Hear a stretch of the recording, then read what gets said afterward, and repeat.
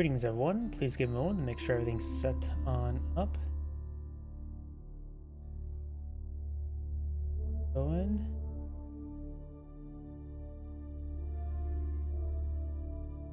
Twitter's going.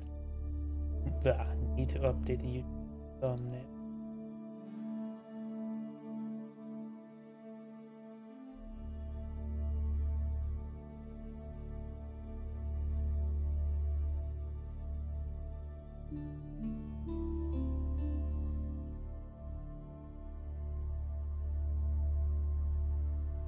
YouTube thumbnail should update. Appears to be good to go.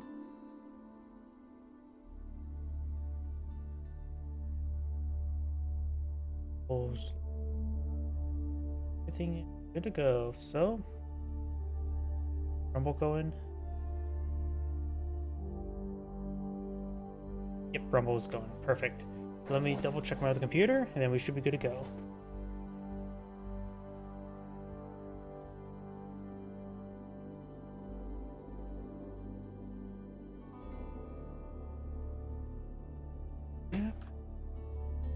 Good. And perfect. I think everything is good.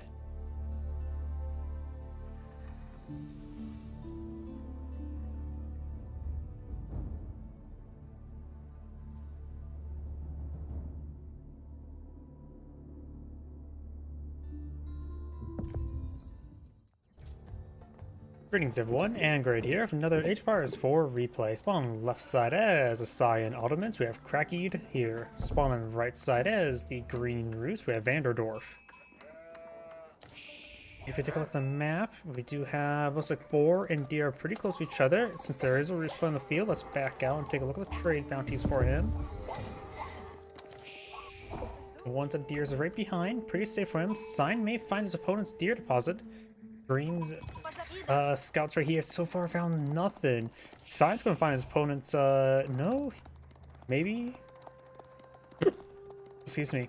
He will find his opponent's deer deposit relatively soon. Does find a wolf, very nice. Got another green scout here. This is not looking good for green right now. And look, with Cyan's scouts selected, no, with one of the scouts, the scout we have selected. You will find this backline deer deposit, and Cyan found this one here as well. So green is very, very far behind trade bounties. Didn't get queued up the rest of these deer, and he will lose 2 deer there. He doesn't even have 100 trade bounty. He doesn't have tier 1 just yet.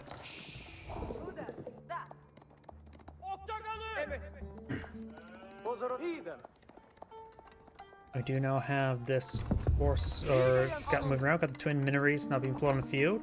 Bruce player can now age up. Kremlin has been selected. We'll deploy next to this gold and stone deposit. But keep an ear out on any sort of wolf attack sounds, because right now green doesn't even have tier 1 trade bounty. He needs to kill off at least one wolf. He needs to kill off this wolf to get tier 1 trade bounty. Though Cyan may steal it. And Cyan does steal it. Green will kill off this one, so you guys tier 1 trade bounty, but it's not looking good for Roost to get his early game advantages going. You do see quite a bit of stone now being collected on up. He's eyeing for his secondary town center. His opponent does have 3 villagers on stone, which is not rushing out town center. Still getting the twin minaret Minories.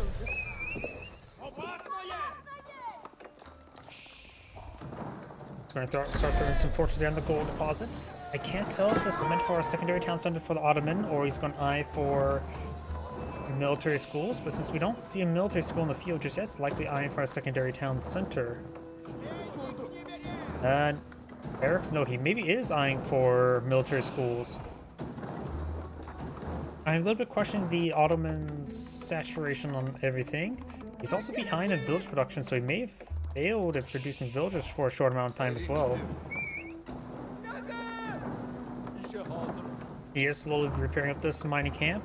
Cyan's scouting up before. Now got a single spearman here to ward away the scouts.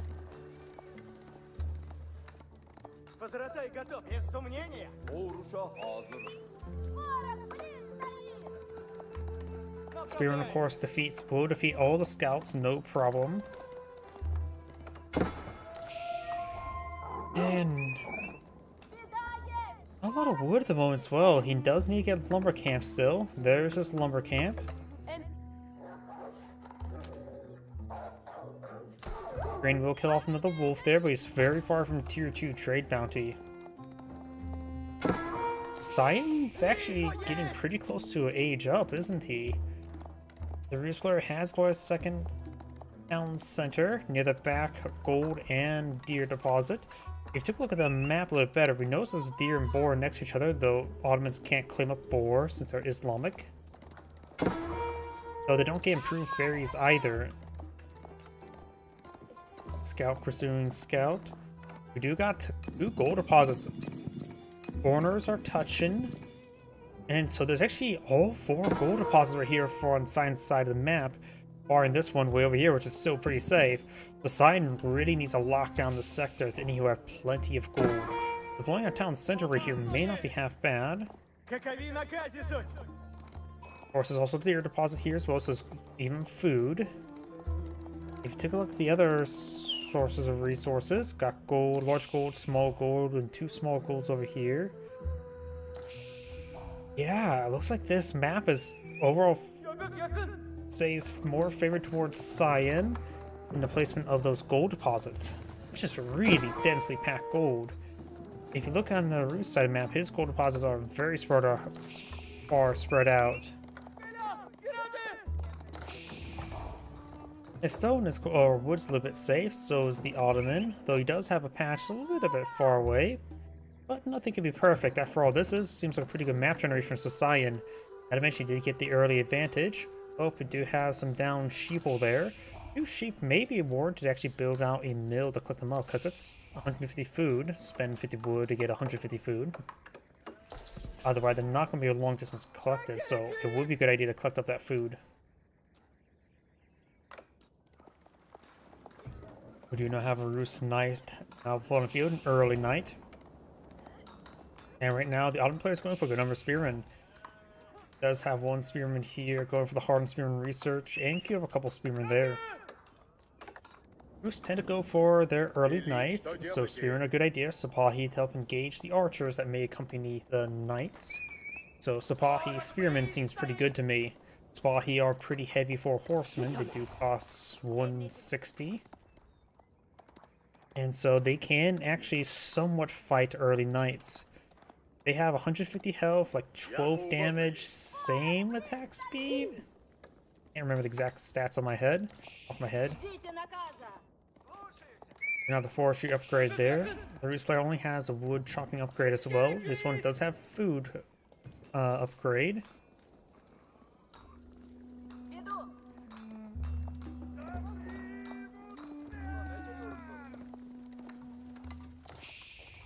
And does go and start collecting that gold once again. He's really on for that gold and now got the mid Imperial armor not being blown in the field. The Roost player is pretty close to aging up. He's probably going to go with the high trade house. Right down here is probably the best location for it. Or maybe right there. Nah, right there is better. Yeah, I would definitely say that's the best location. Does get another hunting camp over here to help collect the deer. I suppose does provide a bit of gold generation. It is going for the high trade house. He is going for that spot that I mentioned. He also skims some of these forest trees over there. This should... And he only has tier 1 trade bounties, so probably 150 gold per minute for once it gets complete. I'll fast forward a little bit faster since both players are on to age up. Do have the Sipahi here. 155 damage. It is attack speed's a little bit slower, but I was right about the amount of damage.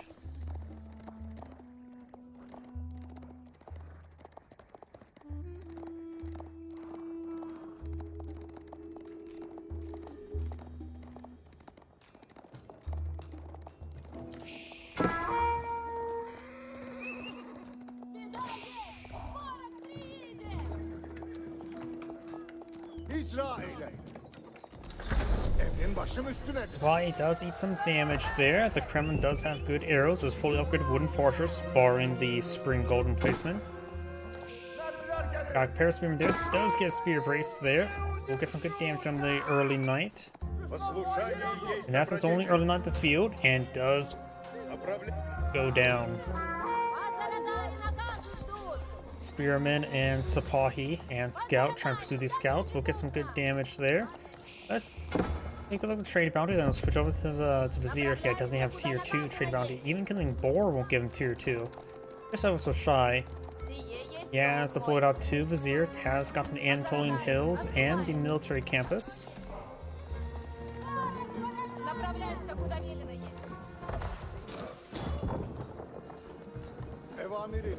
Sipahi and Spearman now being deployed, has been deployed on out.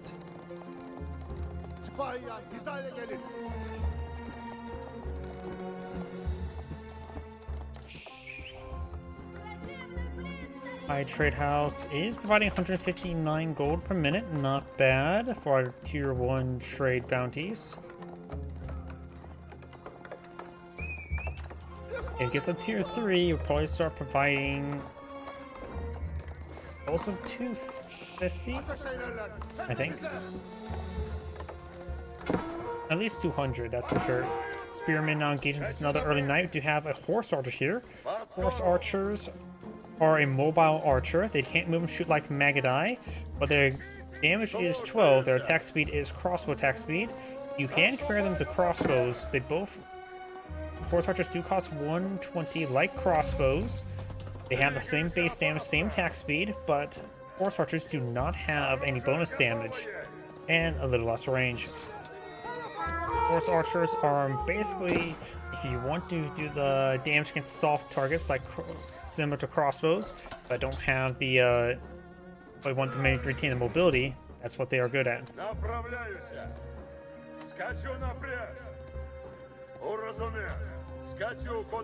Let's drop the relic there.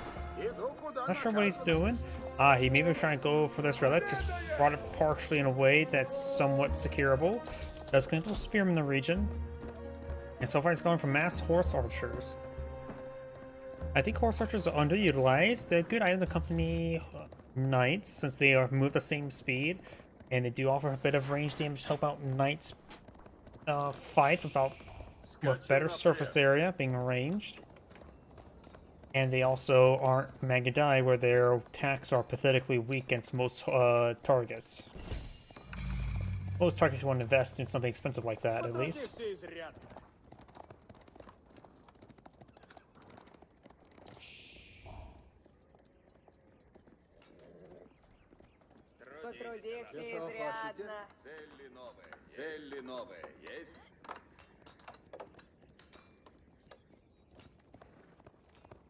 We now do have range damage and the wheelbarrow being researched by the Roost player, as well as some food tech. A handful of palisade walls there that will hard lock out those Mass Imperial for the Autumn player. Going to the Istanbul Observatory, which will improve his blacksmith production speed bonus to 60%. No, increases to 100%. And thus he will get a large amount of free production going. He has rapid production. It says increase the bonus to 6%. This will increase while influence the blacksmith or university Istanbul Observatory increases the bonus to 100%. So maybe just Istanbul Observatory, or it affects everything. And maybe an air and tooltips is not uncommon. Imam's eyeing to capture some various sacred sites there. We've got 3 relics claimed up by Green, 2 relics claimed up by Cyan. So we've got a fast Imperial for the Autumn player, but he doesn't really have enough gold to get out some of the elite research or the university research. Istanbul Observatory does act as a free university, which is very handy because that is 300 wood and time you don't have to spend. Now the scout is inspired by the warrior monk to shank better, getting +2 damage. The holy shank, as it's blessed by a saint. And now we do have the Sipahi trying to retaliate now. You could aggravate Pumbaa there. Maybe good idea to aggravate Pumbaa. Does not aggravate Pumbaa. Looks like he will escape on out of there. Warrior monks do move at same horseman speed.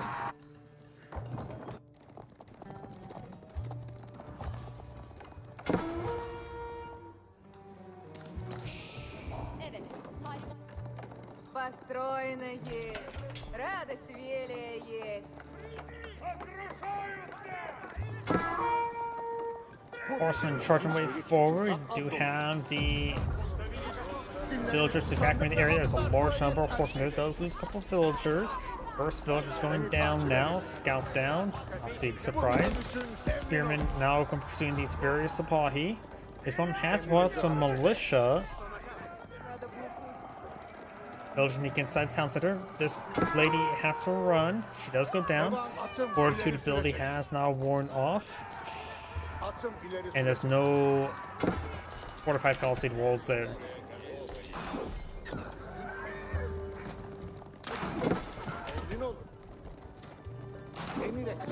Does take some damage there from the Spring Gold. And that Spring Gold easily goes down.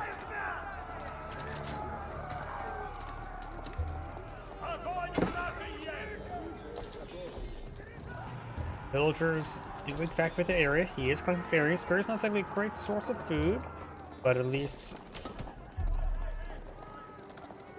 does help out with not costing any resources. Sorry, my mind's drawing blanks. This boar or deer is being cleaned up. Does lose another villager there. Sorry, my mind's a little bit scattered at the moment. We do now have the Sipahi moving their way down south. All of them are severely wounded. If you can fall back to an Imam, that would be quite good, because this is a decent amount of resources here. Probably good idea not to decapture that. Scout will not take out one of these guys. There's now Imam there for the medic, but there's a good number of spearmen in tow. I'm not sure where the militia may went. Didn't see them once whatsoever. We got a number of crossbows here. His opponent's not deploying any heavy armor units, so he may pull off the crossbow production. We have now a good number of Mangonels in the field. Haven't seen any elite research just yet. Even on... Oh, it does have elite Janissaries.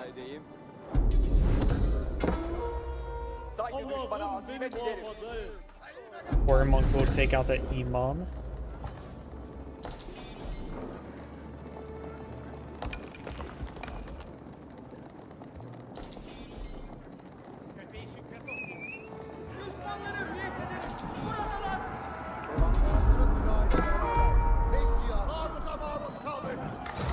Mangonels do fire in a volley there. Great damage on those spearmen. That's why I say Mangonels are actually a decent counter to spearmen, because look at that damage. Granted, that was 3 of them, and they was a direct hit. But in choke points, at least, Mangonels are decent for infantry. These forces aren't pushing way forward. Spring Golds both got annihilated by the Mangonels. Great volley there. He does have increased attack speed thanks to nearby meters. Janissaries are now fully automatic, and Green's armor just disintegrated there. Losing those sprinkles like that is a big problem. His Mangonel is alive, barely, but alive. Crossbows engaging. He needs to get his militia out, likely. You could garrison the wooden fortress and get some arrows going. There's the militia. Militia making their advance. Mangonels find a good volley there. Cleave through another formation of the crossbows. Janissaries right now are going to be just great versus these crossbows. He does not have a Spring Gold upgrade there onto the Kremlin. Crossbows trying to fire away. They have 14 damage per shot. His opponent's Janissaries have 23 damage per shot. Villagers do flank. Does trying to gauge the villagers, though he does take quite a bit of damage in the advance. More of the villagers started going down. And he has not probably queued up additional. The villagers do shank the Metter. And now all the villagers, the Mangonels do go down. He does go ahead and get the villagers inside the town centers. And he has held on now. Sign did lose his army. But most of his military production is coming from 3 structures at the moment. Now going for a big round of man-at-arms and a handful of Janissaries. Does have a great bombard. A great bombard. It's a very fine bombard. A very good bombard. Elite man-at-arms not being pulled on the field.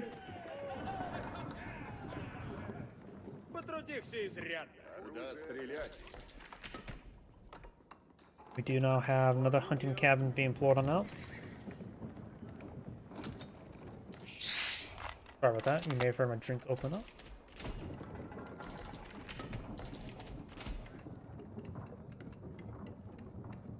Muhabbeti kat edin.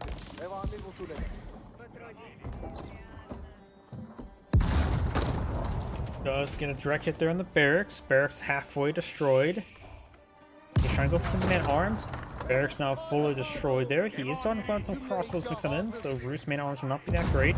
So far right now is going for mass crossbows. Hareket edin beyler. Muhasara silahını takip edin.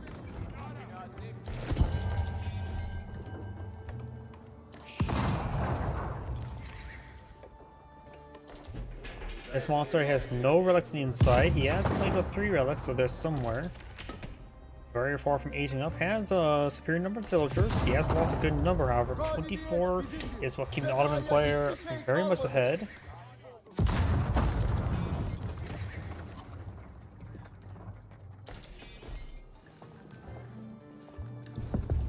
And he has gotten the Janissary Company. He has gone for military campus and fast training. He could eye for trade bags, but he may close the game with a different one. His final vizier is now available. Let's see what it goes for. Maybe not sure what he wants to go for just yet. He does go for the advanced academies to get Janissaries and Lancers. We're going to be tasking to Janissaries. He only has a veteran Sipahi and veteran or regular crossbows. And 1 hardened spearman. But now 2 great bombards on the field. Make a short work of Kremlin. Spring all pushing their way forward. Does a good follow there. Janissary's course can repair up the great bombard. He may want to do that. Kremlin. Oh, got some good AoE damage onto the mining camp as well. Not like it's really important anymore. Kremlin goes down. 600 pounders are pretty effective versus wooden structures. Kremlin's now a splintery mess. Right now, Green has an army of 56 on the field versus 83. Taking out a house. Bit of a homewrecker he is. Man-armed, spearman pushing way forward. Janissaries here in good numbers. Does cleave through the single units. Springald's trying to push way forward, and since they're only H3 Springalds, they don't have the 10 range of the 12 range. Even the Great Bombards do outrange the Springalds. I think it's going to be game over. Right now, the Great Bombards do 190 damage, and these guys only have 125 health. He does do siege as well, so no armor to resist. Great Bomb does draw some fire there. He's just flying, dancing around, baiting the Springalds forward, so Sipahi can rip them apart. And Green's getting overran.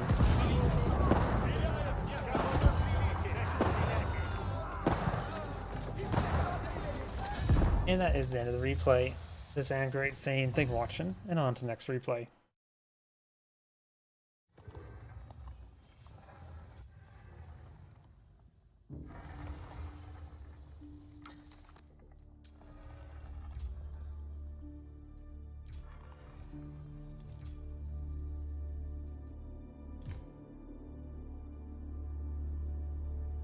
Too short.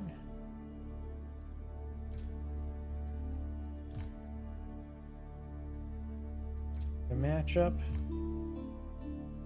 Could do that one. Here we go. 27 minutes, that should be good.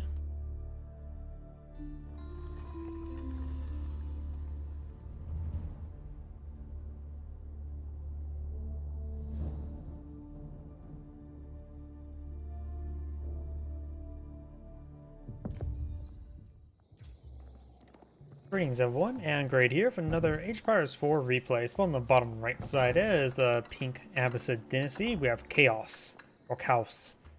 On the top left side as the orange Byzantians, we have Krakid here. And there's no trading post on this map, so we can't take a look to see what sort of mercenaries you can get from there. It has to rely on the pre-existing mercenaries. The all depends what the Abbasid dynasty goes for. They tend to go for a large number of archers with a composite bowman, as well as Spood Camp is a pretty good combination. But that's just a theory right now, so Byzantine player could go for either Longbowman or Javelin throwers in that case. Keshex wouldn't be half bad. Also, wisdom now being employed on the field. Good number of sheeple there. He has 11 sheeple. Orange does find a handful of sheep to lead to glory. 6 of them. And let's take a look at the resource map. We do got a couple berry bushes relatively close by for orange. That will be good for the olive oil. He does, of course, also Pumbaa nearby it as well as a bit of deer. So quite a bit of food up here for the Byzantine player. Do now the Grand Winery being blown in the field. Bit of deer and berries over here as well. The Avacid player. Gold deposits relatively safe. Stones relatively safe. Deer relatively close by this berry deposit. This other one is over here and got a small amount of deer here. I've already looked at the patch notes of the Ottomans. I need to take a look at that because I don't think there was much change to the Ottomans. Maybe I'm mistaken. Ottomans have always been pretty strong. The free unit production's always been pretty good. Remind me to take a look at the patch notes again and double check the Ottomans. I don't remember what the changes in the previous patch was. Grand Winery almost complete.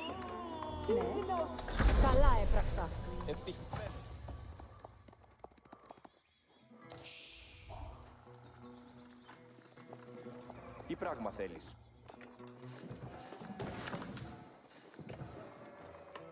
Pink has a good number of sheep there. Orange does have a nice reserve of sheep as well. On level 1 cistern, I hear a camel.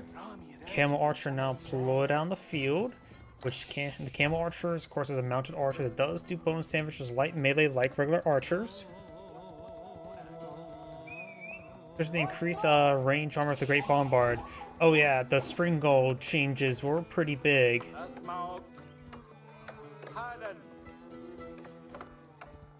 Camel archer pushes his way forward. Camel archers, of course, cost 240, so they're quite expensive.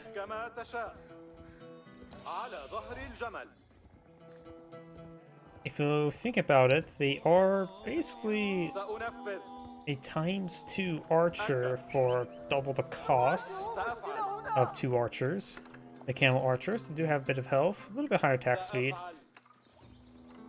I never see people use camel archers all too well. They just feel like they don't work as much.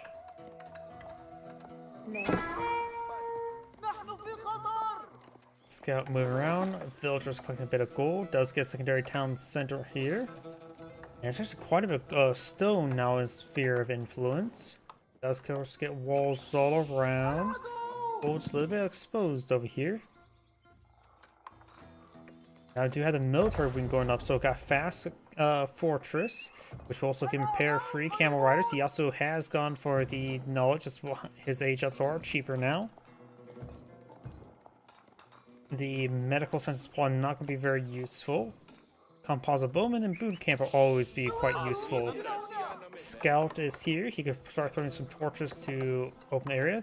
The camel archer's range is not good.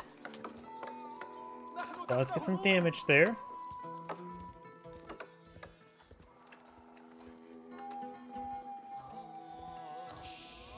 And the villagers could shank the scout. That's just a scout. Quite a bit of response there. So if he kills it off, he will not have any vision of there. Scout does get shanked. Wood's being collected up now.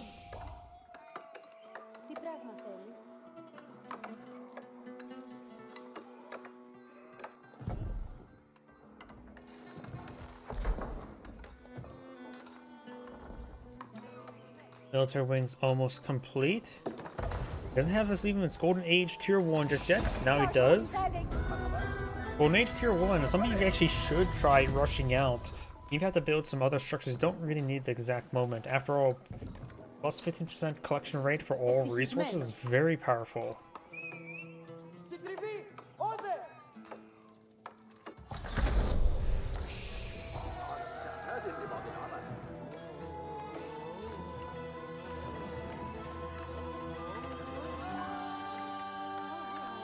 Now it's going for a mill next to the deer. You probably need another mill next to the berries, so maybe it's a good idea to put more close to the berries rather than put in the middle of the deer.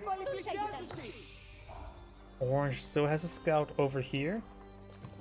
He's now going for a round of lancers, so you have some camel riders and some lancers on the field. Quite a bit of head cab.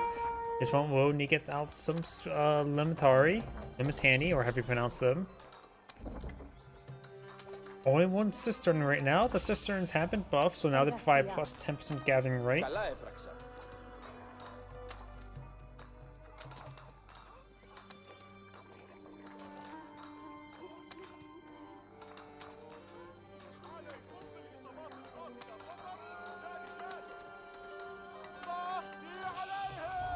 Τι πράγμα θέλεις?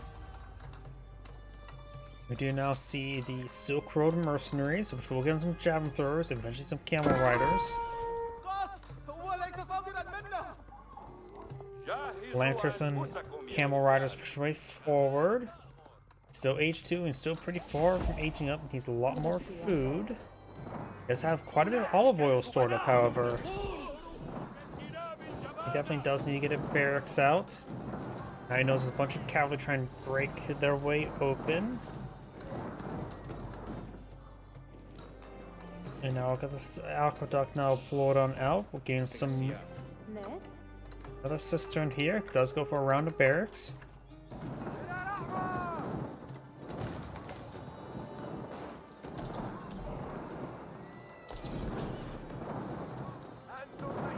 You have some limitani now being pulled on field, which are not even hardened just yet.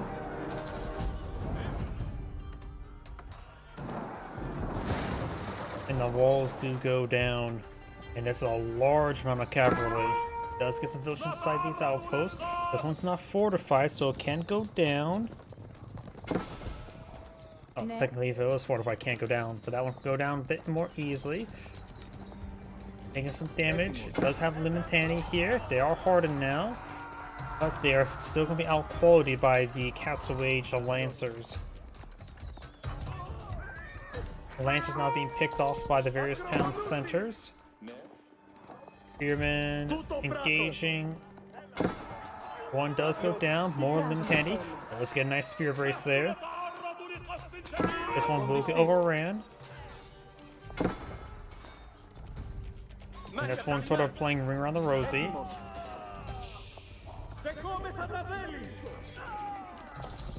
And a little bit poor control overall. We got this Lancer here. Some javelin throwers now floating on the field. He's going for some javelin throwers. A little bit of a panic unit right now, since Spearmen overall be just generally a bit better. Does get a good number of villagers onto that berries now. Could send some more onto the deer. More housing there.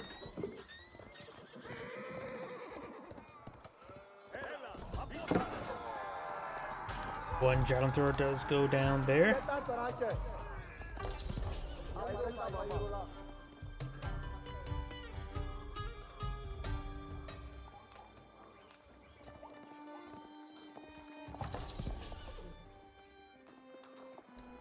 We have the camel archer in this region. A number of spearmen. Villager trying to go for some walls. One villager does go down. It does ghost these guys in. Gains some good damage there. Camel archer does actually take bonus damage from javelin throwers to do bonus damage to range. Another of the lancers do go down. This one's trying to find some villagers. Does get a good hit there. Right now he does have 25 damage per strike. His opponent does not have any melee blacksmith. So these lancers are going to two-shot villagers just by slicing them. Many villagers on this berry bush. He's going to try shanking this lancer. Does lose a villager in return. Golden Horn Tower now being deployed on the field, which will give him some free units. He probably could stand to get out some free camel riders against the lancers. He is going to be finding a good number of archers, and camel riders do not have inherent armor.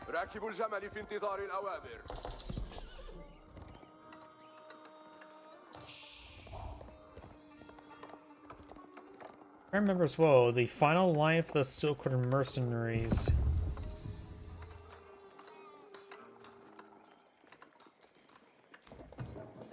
That's oh yep, it's Grenadiers. I don't know why I thought that was for the Eastern mercenaries.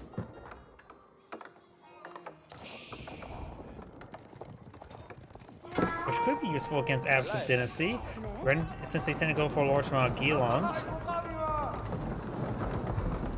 Trying to torch down this wall now.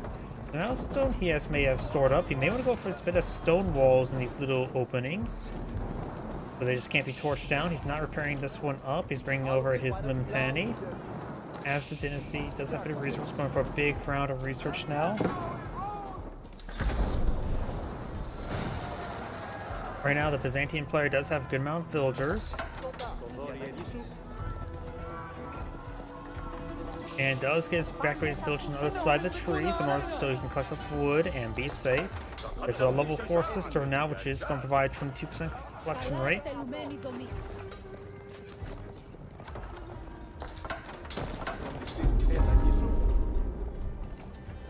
Αυτή η δομή να με επιζήσει. Πάντες, προσοχή.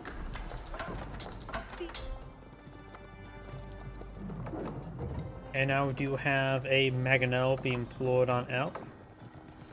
He does actually have a large number of idle villagers there. He does go ahead and fix that. Boar now being obtained. He may lose a villager. A boar does for a villager. Lancers once again trying to push their way forward through the fortified palisade gate. Veteran mercenaries have been employed in the field. Another damage up to 10. Which provides some decent damage against the more heavily armored units. Though 4 is not that great. If it gets more range damage, we'll be up to 6.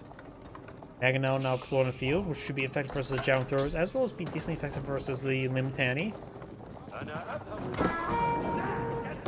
Gets a massive hit there on the Javelin Throwers.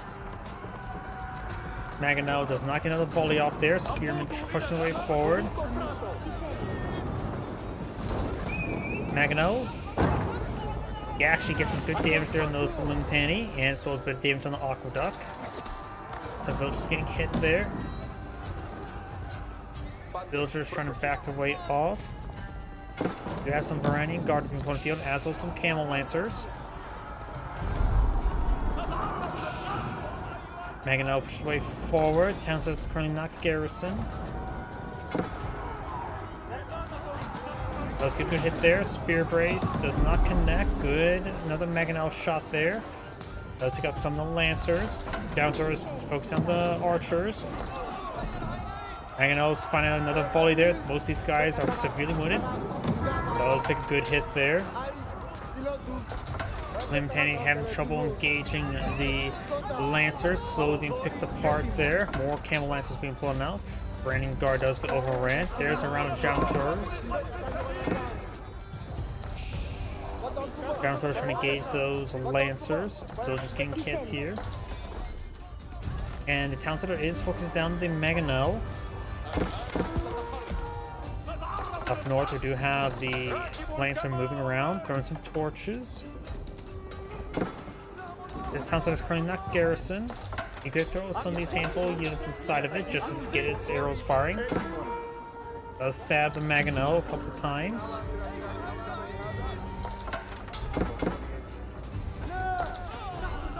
One more stab will go down. Camel Lancers pushing their way forward. And looks like these Lancers now trying to hit some other infrastructure. Pink has claimed every single relic as well. Composite Bowman on the way for Pink. Lancer's trying to find an opening. He does impale those villagers. So no armor upgrades nor textiles, so these Lancers are going to two-shot to these villagers. Those villagers can easily go down. Large number of olive groves now being blown on the field. The current rate with that, he's trying to shrink that Lancer. He got bad pathing there. He needs to be given a stop order, so he can start slicing parts of the villagers. He does give a stop order command. Camel Lancers and Spearmen trying to gauge the Camel, or not Camel Lancer, Camel Rider.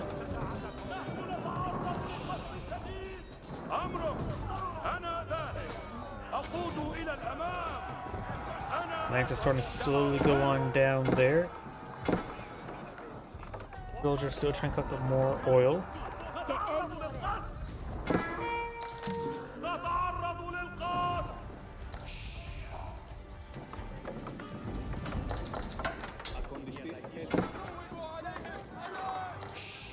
these villagers are going on down. Over here, we've got more composite bowmen and lancers. Level 5 sister now put on the field. And more lancers getting the backline there. Scrolling his opponent's village numbers quite nicely. There are a number of olive groves now put on the field. Ώρα εργασίας.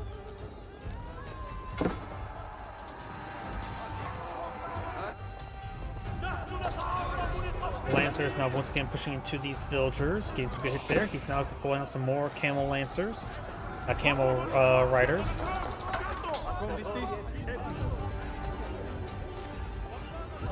Archer started stepping away, getting some good damage there onto those Limitani. Orange may want to mix in some of his own horsemen or some cataphracts. Cataphracts are, however, pretty expensive.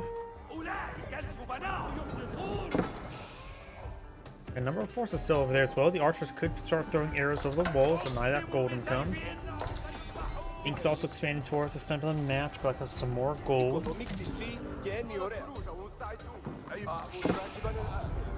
Those going on down.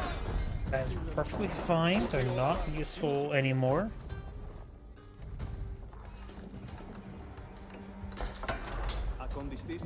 Αυτή η δομή να με επιζήσει.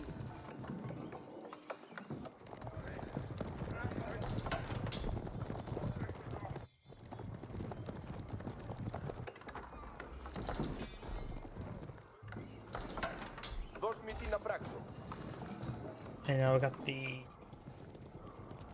mill set ablaze, but no more food here.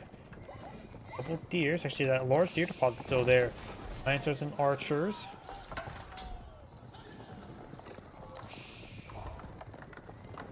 Orange may need to go for his own Mangonel help deal with this force.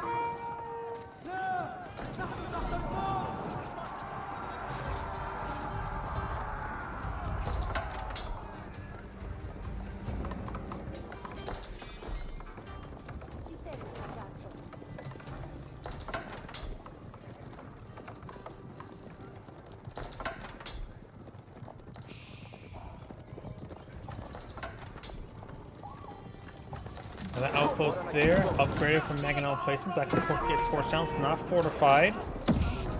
And yeah, it looks like it will be set ablaze. We do have some camel riders here. Takes good damage. Outpost does go down. Going for a pair of archer ranges now. Current rate, he may need to go for some crossbows.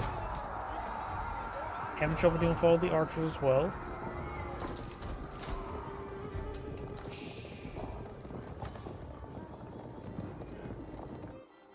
Both second sides still captured on up.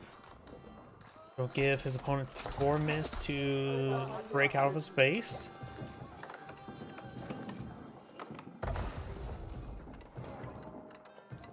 Now it's going for a large number of crossbows. Very good. More camel riders.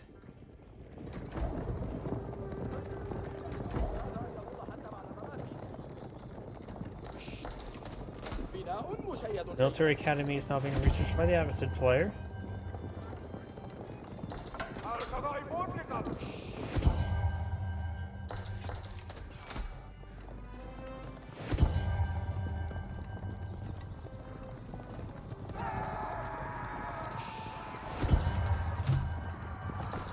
Camel Rider will get impaled. And getting more impaled. Does go down there, saves the sacred site. Τι θέλεις να πράξω?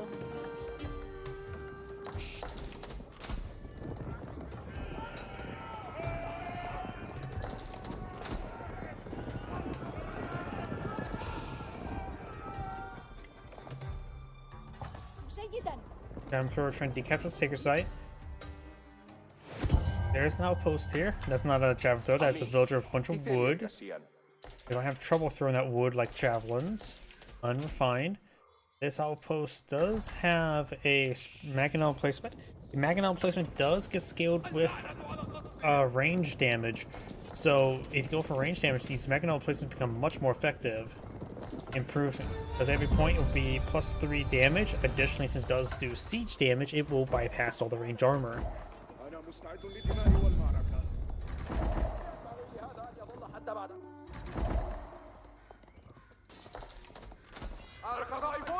Imam will go down there.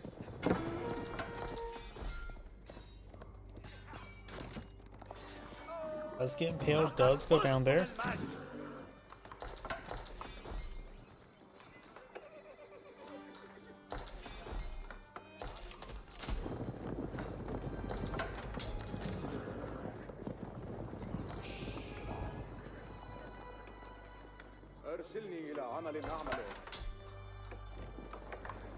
Got a big round of force there. Orange has 110 military units on the field. At Pop Cap, his opponent is not a Pop Cap, but has a lot more villagers. Pink did really pull out ahead in villager production. Just realized he has 4 town cities, been focused on the movement of Pink's forces. But Orange now has a massive force on the field. He's breaking his way through. He's going for teardrop shields now, which will improve the Cataphract's armor by 1, move speed of Elementary by 50%, and the attack speed of Varanic Guard by 50%. Crossbone will be good versus the archers, but they'll not be good versus the Varanic Guard, nor the Javelin Throwers there, which are in good numbers. Camel Lancers are a great way to base and nullify your opponent's cavalry. Camel Riders, I should say.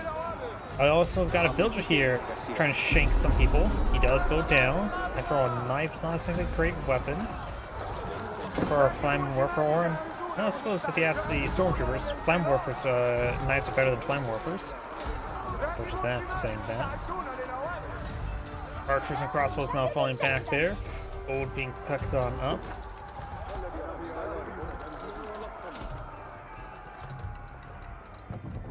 Orange does have a pretty sizable army in the field, doing a good job of staying out at max. His opponent is not.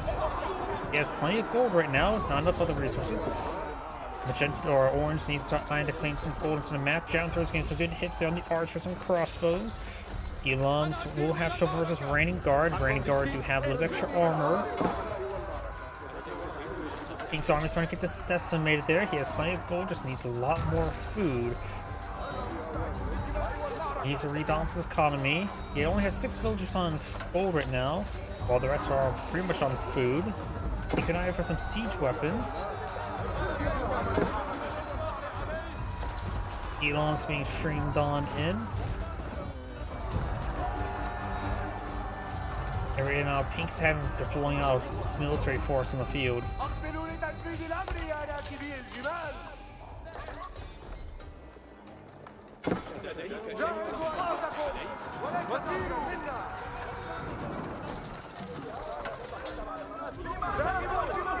We got some spearmen not being put on the field as well. They're just regular spearmen, not even hardened spearmen. To help deal with those camel lancers. Also, it's been on Elementary, and Pink goes back at the game. It's Anagrade saying thank you for watching, and on to the next replay.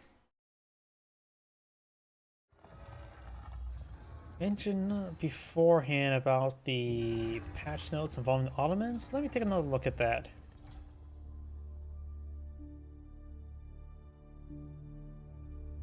Let's see. Why is it so large, the text? Either way, here's what he said. Ottomans. It's just the how the Springald's changes really affects the Ottomans' Great Bombards. John Dark.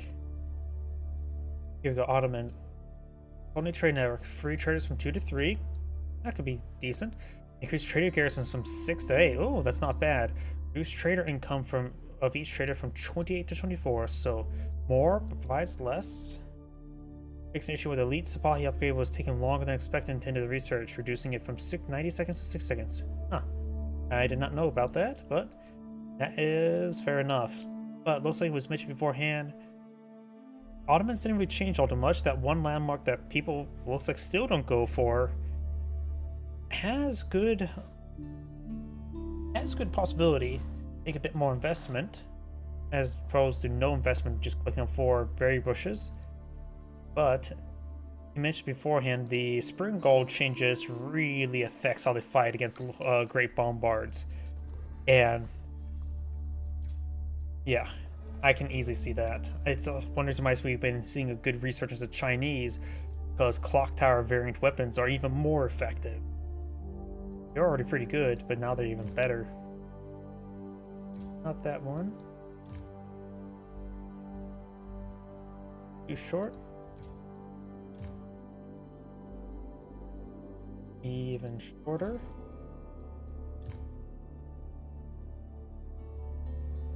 Short.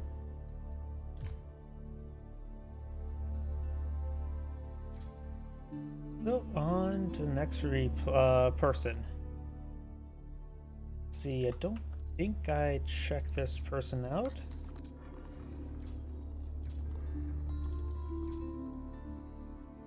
Got some replays. Short mirror matchup. Here we go.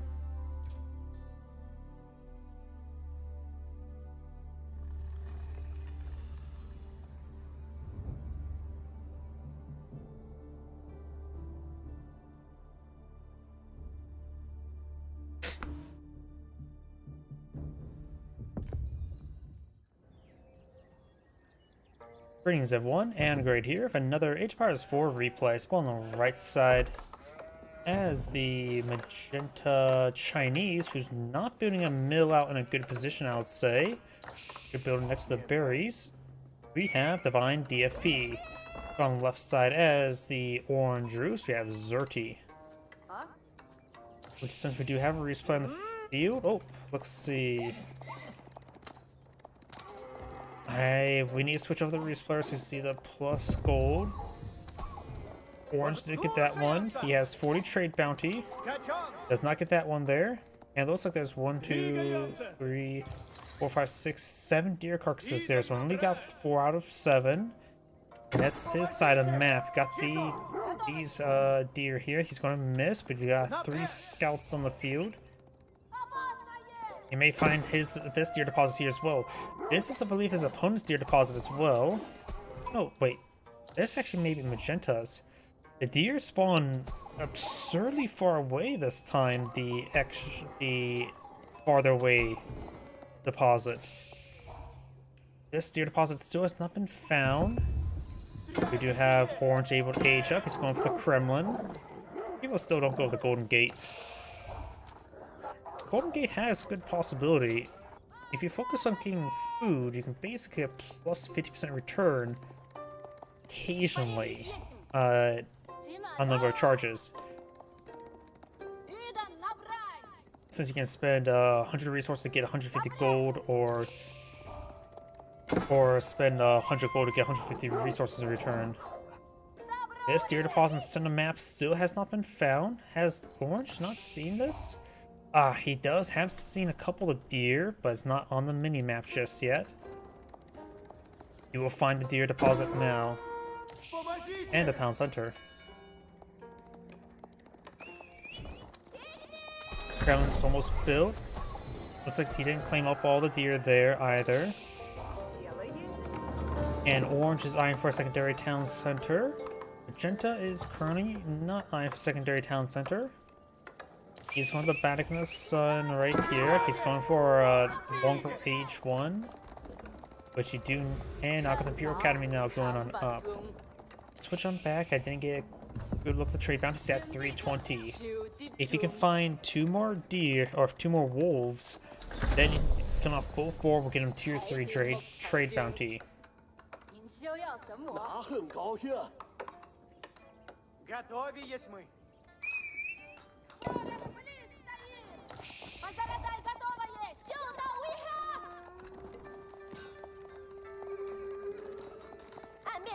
He is still the Tang Dynasty, soon to be the Song Dynasty. And now he does have plus 33% villager production. It says on the Wikipedia it's plus 33%, but it really does look like plus 25%. I suppose plus 33% working speed by the town center, which may translate to 25% faster production speed. That's all I look at that. It says it looks 25% to me because it goes from 20 to 15. That looks like minus 25%. If it's minus 33%, it would be what? It would be saying 14, if not 13. So I don't think the tooltip in the Wikipedia is correct. So I do believe it is 25%, not 33%. Ждите наказа. Повинуйся. Наказі будуть. Got this deer deposit being claimed. Both players have gone for secondary town center. Magenta is still eyeing for a bit of stone. Or maybe not. Yeah, that's just a lingering over time going down. His opponent, we do have survival techniques for the for the Chinese. Got couple economic techs here. Wheelbarrow for both. One wood upgrade for the Rus. And we got the scouts pursuing the scout.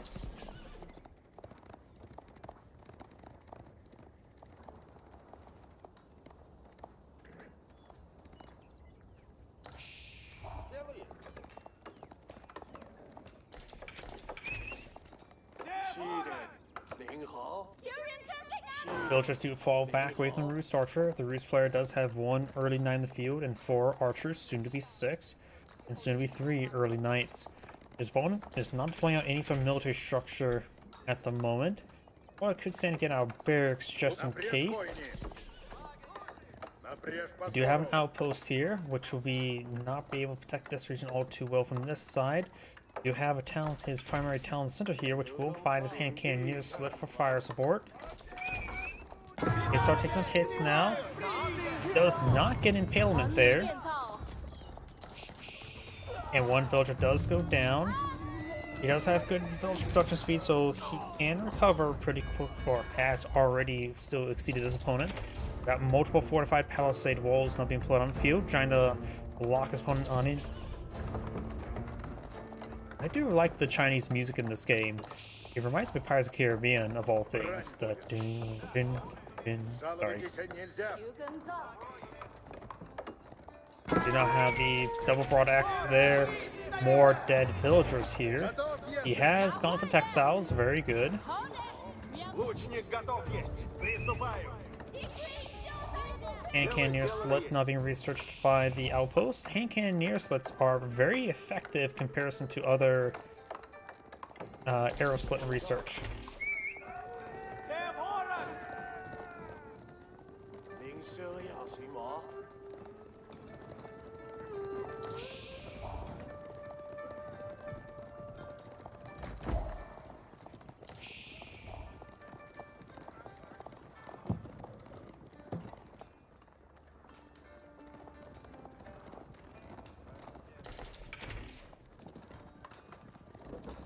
Слушайте, идти надо помалу. Что есть трудного?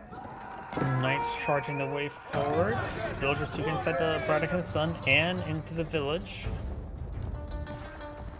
Those horns starting to fall back there.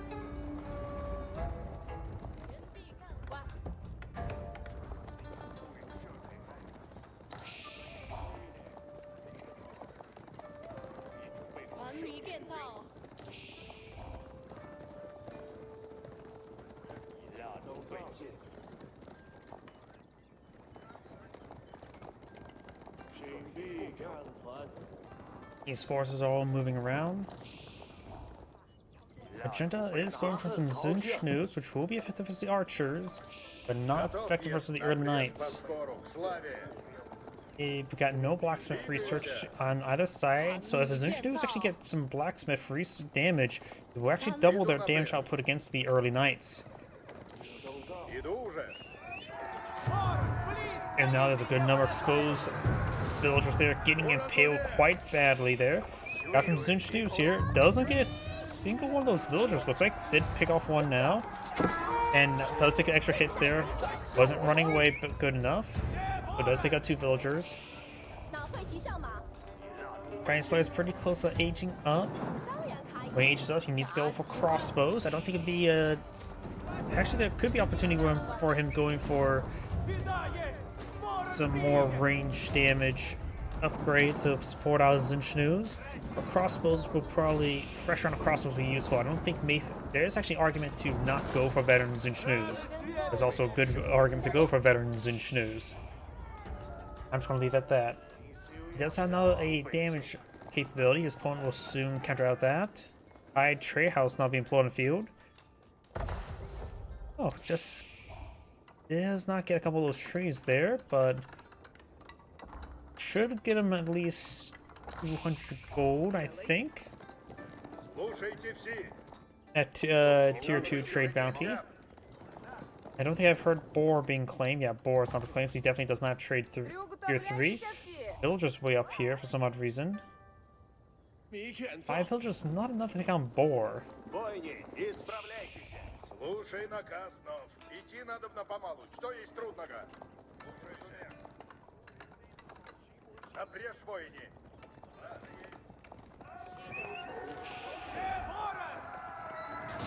Идти надо Does impale the villagers, does get some good damage there. Zixu is not firing away. They'll do 1 damage per bolt. Siege Engineer is now being researched by the Chinese player. He no longer has enough food to age up. Now got some more range damage going for the Knight upgrade. Upgrading early Knights to regular Knights. Which will help him say to his opponent, good night.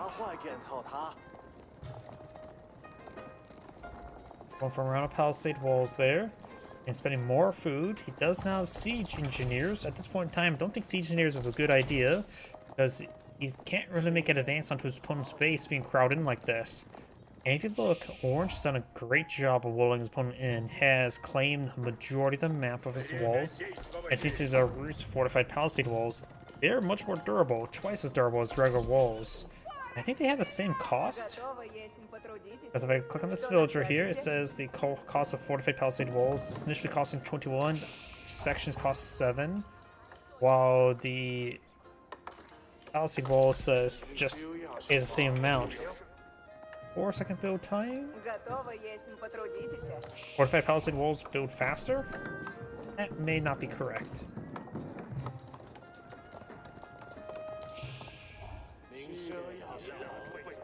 Oh. He attempted to deploy out palisade walls right on top of his opponent's palisade walls. He doesn't realize it's already fortified palisade walls there. That is really funny to me. He nearly perfectly lined that up.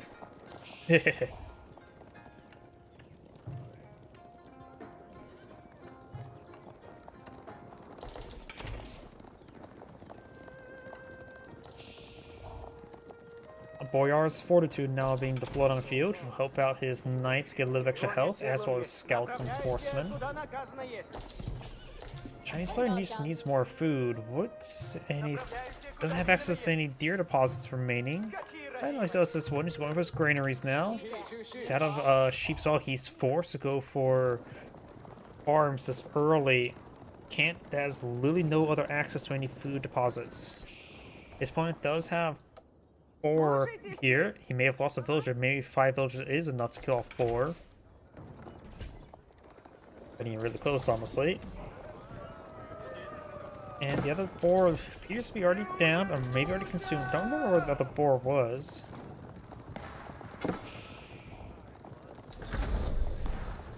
Now both players in Castle Wage. Boar has 25 trade bounties.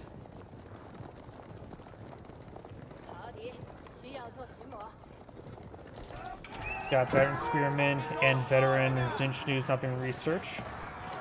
Knights charging way forward. The spearmen should charge their way forward. He already has got increased range armor, very good. The Pure Official does get impaled, and the militia have been brought on forward.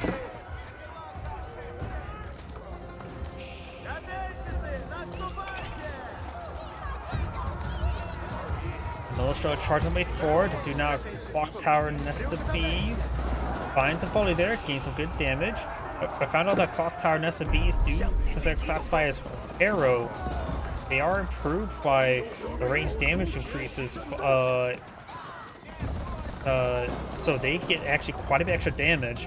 Plus 8 damage every time you get a new blacksmith range upgrade, which is quite significant. He also does AoE and siege.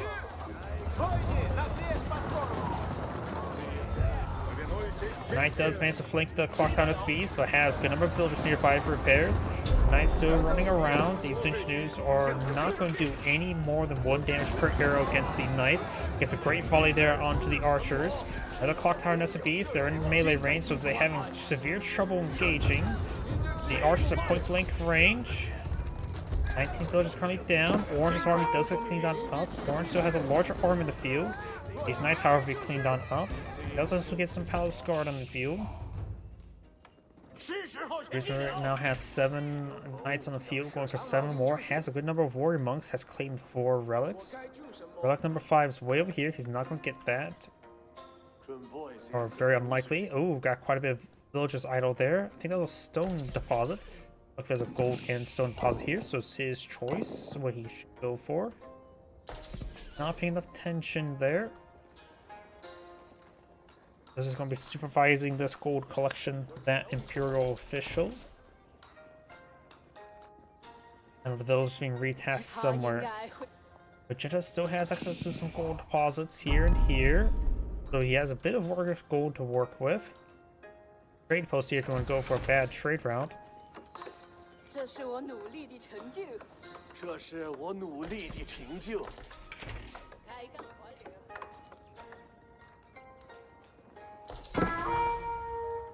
That Imperial official just collect taxes from that fortified palisade wall. I may be going crazy.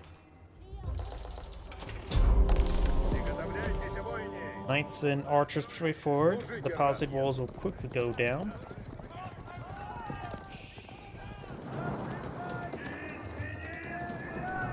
Also got some Chinese research, economic research.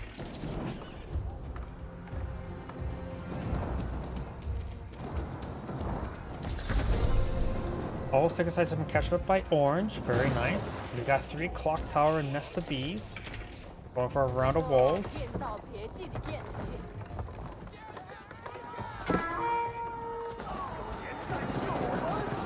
Getting some good damage there. Spearmen trying to pursue these knights. Got this one knight moved around, killing off some villagers. Подъезжаю напрямик. Направляюсь Takes out the куда Imperial наказано official as есть. well. Very good. Right now that he's at 25 damage. He does have textiles and 1 melee armor. So take 4 hits to kill off a villager. If he gets another melee damage, he will 3-shot those villagers. 不错， And his opponent can counter out that by going for more melee armor. 开干还流。 Часов хочет.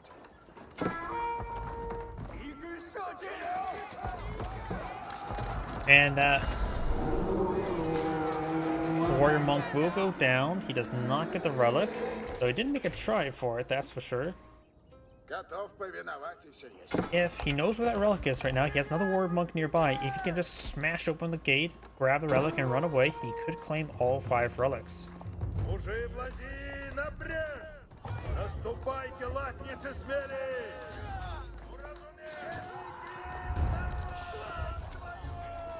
Some of these villagers will start going on down. Строй держите, латницы! And good number of those villagers are just exposed. 2 spearmen trying to respond to this. He may get spear brace, does not get spear brace.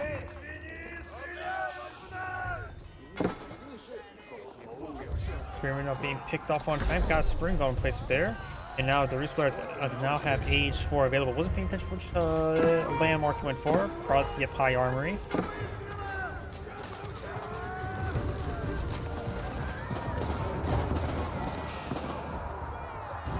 And now the knights are falling on back there. Couldn't obtain the relic. Spearmen push their way forward. Do have a number of crossbows also in the field at the moment. Little Palace Guard, good amount of spearmen. It's not uncommon for the Reese players to transition to Mastrelcy, but we do now see the Elite Archer research. He's a little bit low on gold right now. The Chinese player is ahead in villagers, only by a small margin. Orange just did a good job of calling the Chinese villagers.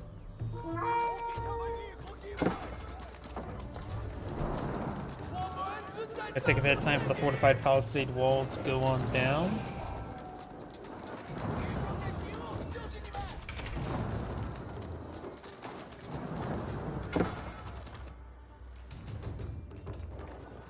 Тихо! Приказ не млите. Orange has a good number of archers here now. Archers way forward. Outpost will go down. You have to kill off 4 landmarks to win the game. Got 1, 2 here, number 3, and there's number 4. 一个变态 Nice push up north. Got a couple spearmen there. Villager's already been pulled off the gold line. Great gatehouse not being put on the field. You help him protect the flank and help him clamp seize those gold on the map. Bruce nice engaging that spring golden placement there. Clock tower nest of bees. We got a massive number of clock tower nest of bees on the field. Got a good number of spring golds. Clock tower nest of bees who have 210 health and 30 range armor. Spring golds, since they've been nerfed, do 60 damage per shot against them. And 60 damage per shot is well, means he will 4-shot a clock tower nest of bees. If he goes for the blacksmith research or university research, which gives him what, plus 20% health? 很好地完成了一个工作。 Let me think if I get out the number right. Plus 20% health, which will give him at least a little over 40 additional health, closer to what? 252 health, I'm guessing. Just a loose math on my head. Ладно, сделано есть. And then he gets up to 10 additional range armor, so the spring goes doing 50 damage per shots. Ладно, сделано есть. It would take more than 5 shots, 6 shots to take out nest of bees, clock tower nest of bees. However, that can be pushed down to 5 shots if he has increased damage, which he does. Для орудия суть.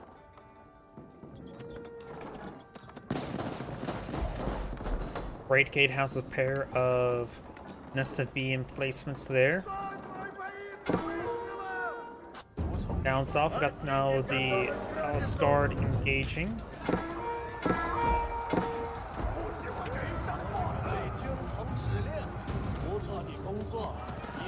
Oh, got a good number of Rus knights over here, patrolling around trying to hit the various villages with the granaries. We got a good number of elite and arms here, as well as the archers. Does not have incendiary arrows nor elite army tactics. We have 5 minutes left on a Sacred Site victory. Warrior Monk does go down there. He did provide some Saints' blessings to some of these forces. SB is pushing way forward. And now the Nest of Bees do not get a shot off there. Does he have increased range on the Spring Golds? He does not have the 0.5 extra range. He does pick off some good number of Nest of Bees. He does have the Spring Gold in place on the Vatican of the Sun.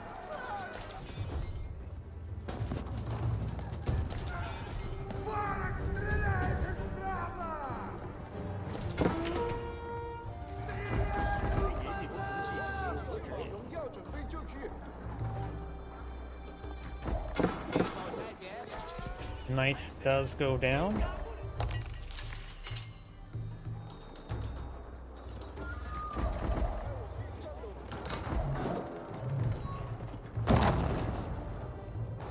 Market receiving some damage.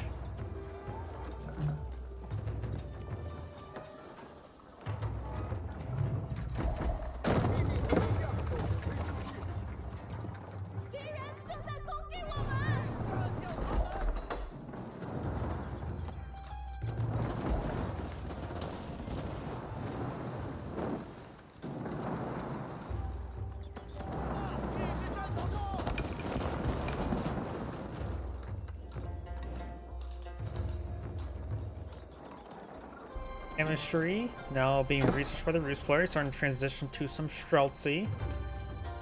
Every streetlet does cost a lot less, costs 90-90 rather than 120, a 25% discount on the Streltsy, and they have the same amount of health and damage like any other hand cannoneer. I'm just glad that they nerfed them, that they didn't have double time so they can move at double speed for a short amount of time. Let's go and try it. We start capturing this central sacred site.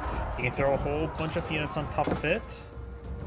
And we do also got the Imperial Palace here, which is primarily, in my opinion, useful as a giant lighthouse, 28 tile sight range, is pretty good. Here comes the artillery. Spring Golds push forward. Orange down to 2 Spring Golds. Good damage there on the Rus archers. Chinese crossbows, now some Chinese hand cannoneers now will be point of view. Gets a great volley there onto the archers. Villagers charging way forward. We'll find a whole bunch of crossbows. They'll eat a lot of bullets there. More Spring Golds push forward. Some of the various clock tower units. The safe side has been captured, so that threat has been neutralized. A number of the Rus villagers have gone down there. Looks like 12. And they did draw a large amount of fire there, forcing the Magenta player to fall back. Rus player still has 113 villagers, which still a significant amount, and has good resource service, so he does not need to replace those villagers. Could actually eye for getting a trade post down there. Go for a handful of traders just to help supplement the gold income.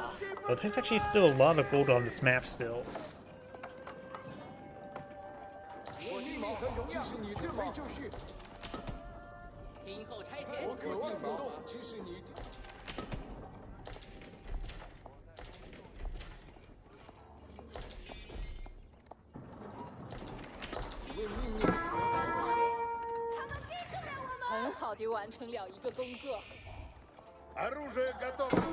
Villagers are going down there. We've got now the Knights, Elite Knights pushing their way over here. This relic has not been claimed. The Magenta just didn't bother.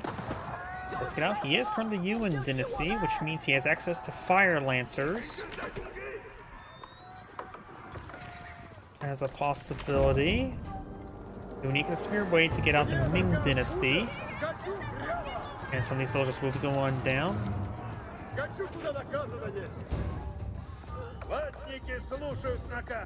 Those villagers do go down there.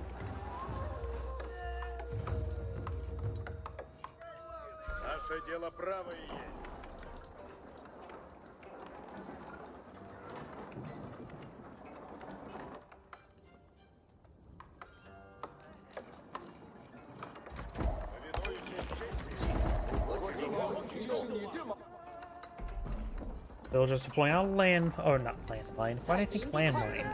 A mining camp. We now have some Rus veteran horsemen out in point of view. Orange is also trying to collect up gold from the same gold deposit.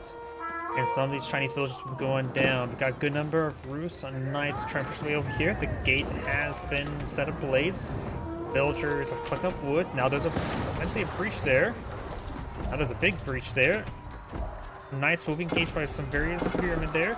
We got a good number of Nested Bees and Spring Gold, Clock Tower Spring Golds. They do have increased health there, so it'll take a bit more abuse. It'll take 5 shots to take out now a Clock Tower Spring Gold. Not Spring Gold, Nested Bees. A Clock Tower Spring Gold will take, let's see, 73 damage per shot.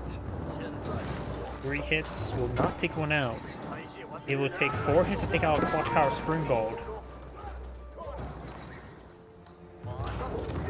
So you've got the Great Gatehouse here. May find another volley over here. Let's see, just out of range now. Adwin Travis just push way forward. We've got a good number of Spring Golds here, 7. You need replacement Spring Golds after you start losing your Spring Golds. We've got a number of Streltsy and Archers here as well. Good range force. Let's charge forward with a good number of Spearmen. Spring Golds for Spring Golds. Magenta has 7 Spring Golds remaining. And looks like the Rus does get forced back to me. Spring Golds. Those loses Trebuchets. Take a side victory once again for the Rus player. Bolts engaging the keep. Alscar charging the way forward and hack apart some of those units.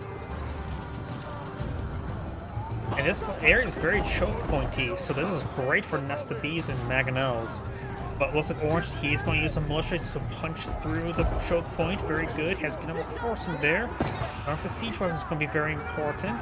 Doesn't have a whole large amount of siege damage also. He has Spring Golds, Archers, and Streltsy. He has no real siege damage, so even if he does win the fight, he needs to reinforce this region with battering rams likely. He's going for more horsemen, which they do have torches, which is more than Streltsy and Archers. Orange and Streltsy push way forward, and now Orange trying to fall him back. It's a good amount of resource reserve, though he's running a little bit low on gold. He mostly does have tier 2 trade bounty. Like some berries. High trade house providing a nice bit of gold tithe. You may want to get out some hunting cabins across near these tree deposits to get a bit of extra gold generation going. He does have 4 relics, which is also pretty good. And based on the fact that I see some stone income, likely tithe farmed as well. Chinese player has a massive food reserve. But very little gold at the moment. He has plenty of access to gold. Also, he has plenty of access to dead villagers.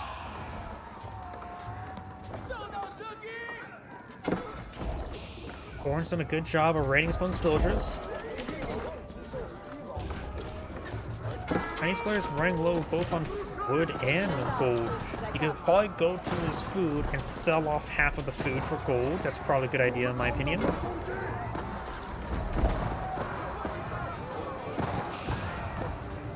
Spearman pushes the way forward, does take out some of those horsemen, now starting to counterattack.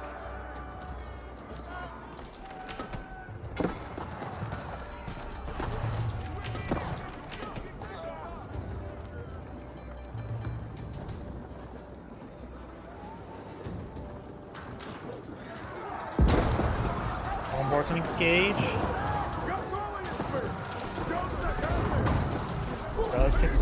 Keep does take some fire there. SP's trying to push way forward. Looks like Orange did a good job with the counter barrages with his Spring Gold. Magenda's down to 1 Spring Gold. Starting to take out some Nest of Bees. He's starting to lose his front line.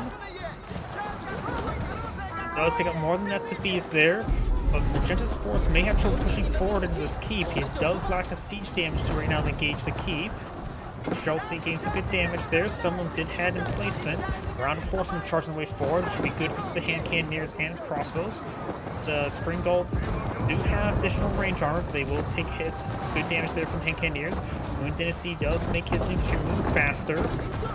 Now all of his infantry move at Palace Guard speed. And his Palace Guard do move even faster.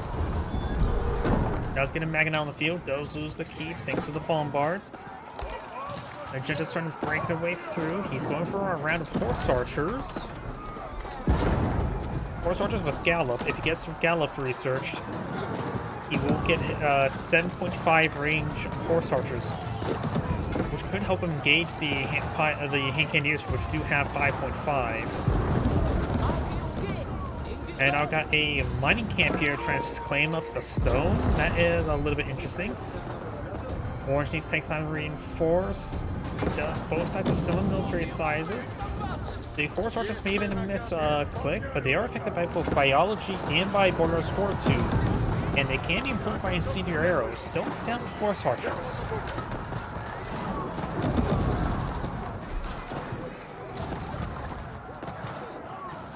He is actually running low on food rather than gold. They're starting to break on through with horsemen. Horsemen is fighting against hand cannoneers, spearmen, which is a good composition. Hand cannoneers able to shoot everything, and spearmen do offer just good bulk.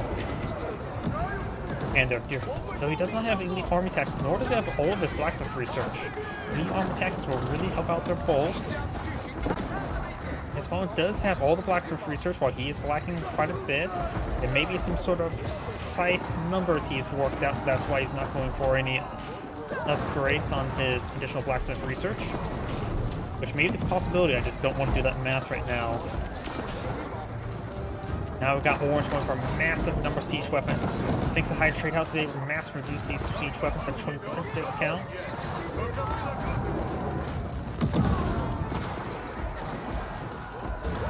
Got a good number of Schultze here. Now some of them are in place, getting plus 3% attack speed. Bombard does take a massive volley there. Magenta's starting to get overran, and Magenta backs up the game. Is Angrade saying, "Thank you for watching," and on to the next replay. And before I get started next replay, sorry, I have to use the restroom.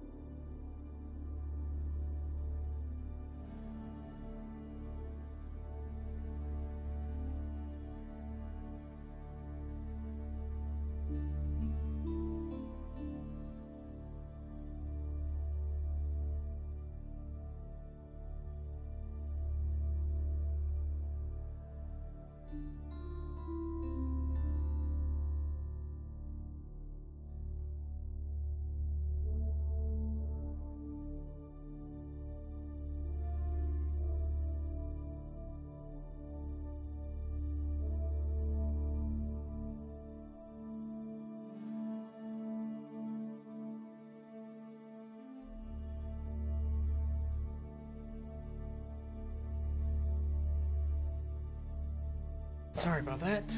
I'm back.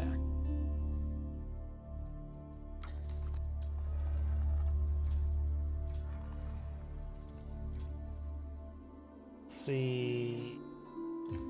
That's one I just did. That's too short. Yeah, that's a good length. Hope that person who likes like to watch Mongol replays is in chat. If not, you'll see this replay soon enough on the live channel in 4K 60 FPS. You have to tolerate that. I don't think I can ever. I don't think there's actually hardware out there to get. Yeah, there may be hardware out there for 8K. Greetings, everyone, and Grade here. It's got Mona pause. Look at the map. What the hell is this map generation? As spawn on the south side as the pink Ayubids, we have Noli Secundus. Spawn on the left side of the map, we have Divine DFP, the Mongols. And I'm completely butchering my intro because what on earth is this map? I've seen diagonal, I've seen like cross, but not like this. Oh, what ugliness is this? On this map, the initial stone deposit is 2400, great for the Mongols. The Ayubids. Let's see, let's take a look at the map. Let's just take a better look at this ugly ass map. Got deer deposit in the middle between the two. This and a couple towards more easier for the Mongols. One way out there. Ores here for the Mongols as well. Plenty of gold in the center of the map. Got a bit of gold up here and some gold over here. This map generation, ugh, I just don't like how this map looks. Just looks ugly. House of Wisdom course going on up. He can go for Culture Ring advancement right now. They may save that for a different age. Keep the House of Wisdom selected since the Ayubid research does not get probably popped on up. And he is going for Military Ring reinforcements, which will give him a free Deserator every 2 minutes, as well as allow cavalry units to construct siege weapons. This can easily put a big damper on the Mongols. Mongols always had trouble fighting against Abbasid, and I'm pretty sure they have the same issue against Ayubids as well. And with this, one free Desert Raider, he's not really going to be able to go for Keshiks all too well. He is going to try to go for a proxy outpost here. They'll just try and push the way forward. He does have some spearmen already engaging. Does take some torches there. He could have torched it down, but doesn't want to take any more damage. Does have another pair of spearmen there, which could find that villager. Pink's going to just try to lock this place in. Do got a good number of villagers there. And yeah, canceling that's probably a good idea. Berry bush is being seized. Actually just pulls back a little bit farther at the outpost. The Khan is not really needed right here. Maybe a good idea to send him back home with the sheep.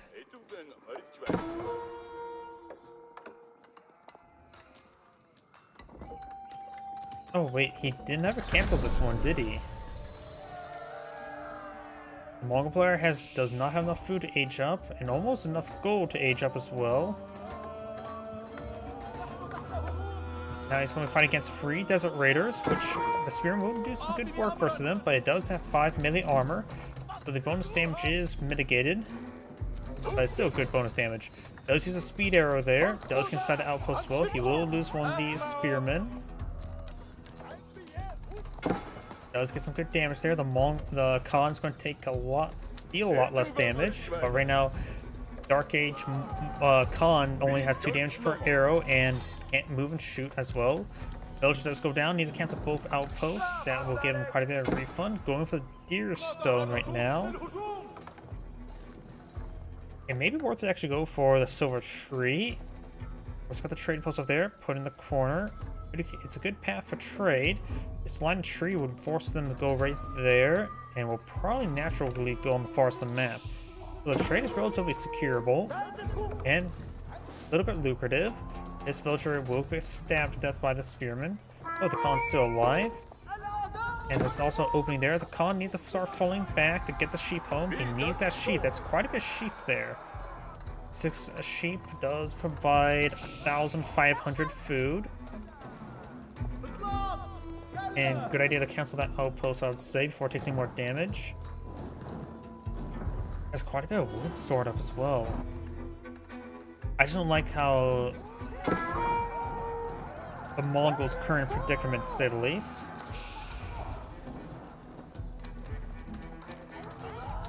Deerstone is now complete, which will give him good coverage of Yam in his base.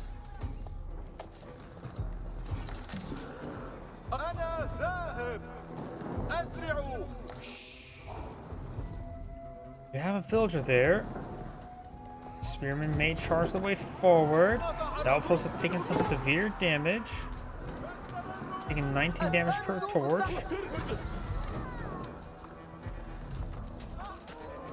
Does take out one of the Desert Raiders, not bad. And loses more of the Spearmen. Granted, he's not even Hardened Spearman. Hardened Spearman's on the way.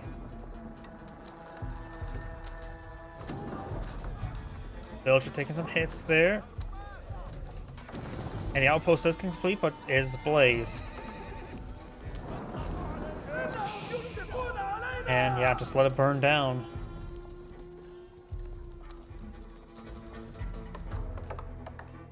He has gone for a pair of pastures there, so which will give him some good sheep generation that can support up to 8 villagers on sheep. The Khan still has a good number of sheep over there he can send back home. One of the sheep are a little bit wounded. Don't worry, buddy, you can make it.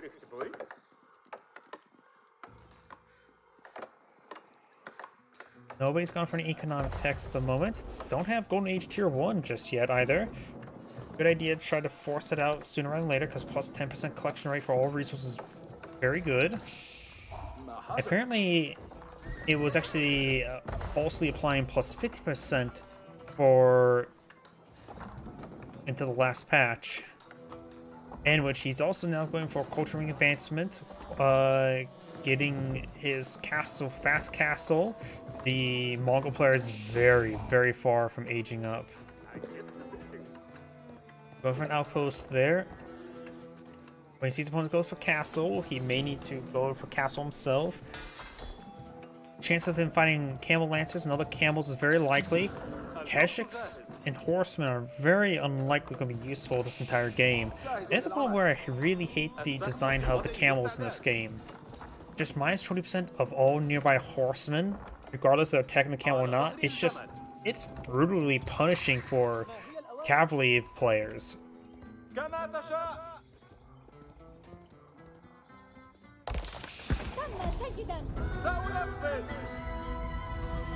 This Spearman could go down. It's very wounded. He could run and get some stats in return. Golden Age Tier 1. Age up. Spearman down. Going for some berries here.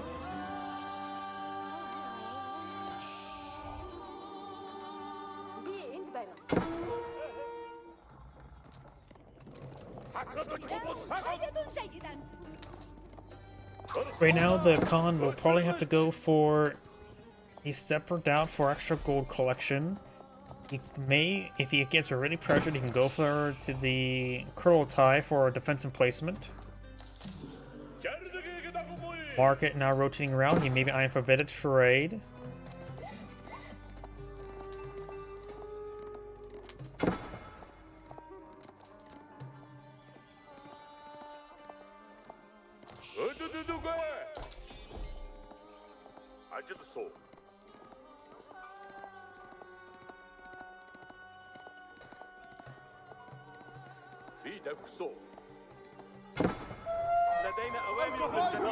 Wolf gains some bites there. We do now the Stepper Down being deployed on the field. Stepper Down is a excellent gold landmark. Improves the drop-off rate of gold, that landmark at least, by 50%, which is actually very, very powerful. It will make all of his villagers 50% more effective collecting up gold, and also makes your gold deposits, well, don't exhaust your gold deposits any quicker while getting a good value in return. Seeing his tasking his 11 villagers here on the building a separate out, it'll effectively give him 16 villagers cleaning up gold.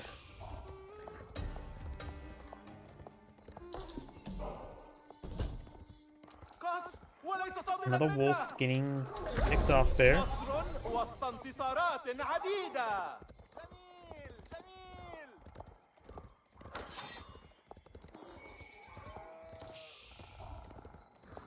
A good number of camel riders and camel lancers here. I just don't like the fact that they have basically the same mount. It's really hard to tell the difference too from distance. You have to look at the silver lining in order to see that's the camel lancer, while the copper lining is the desert raider, which does get a bit more pronounced if it actually gets upgraded. We got 4 pastures here. This one is not in the influence of an Ovo. Camel lancer's pushed away forward. He does get the town center garrisoned on up. Doesn't have a handful of spearmen here. He is, of course, now age 3. He may need to get the veteran spearman research, seeing all those camels. We also got a number of Ghiloms in the field, so maybe going for crossbow spearmen would be a good composition against the camel lancer Ghilom, both which are heavy. Crossbows do get overran. Does get some village side at the outposts there, though some of them do get left behind. Can't garrison any more over there because of the town center garrison. That's why they sort of just stand there. Good damage there. Another one of the camel lancers do go down.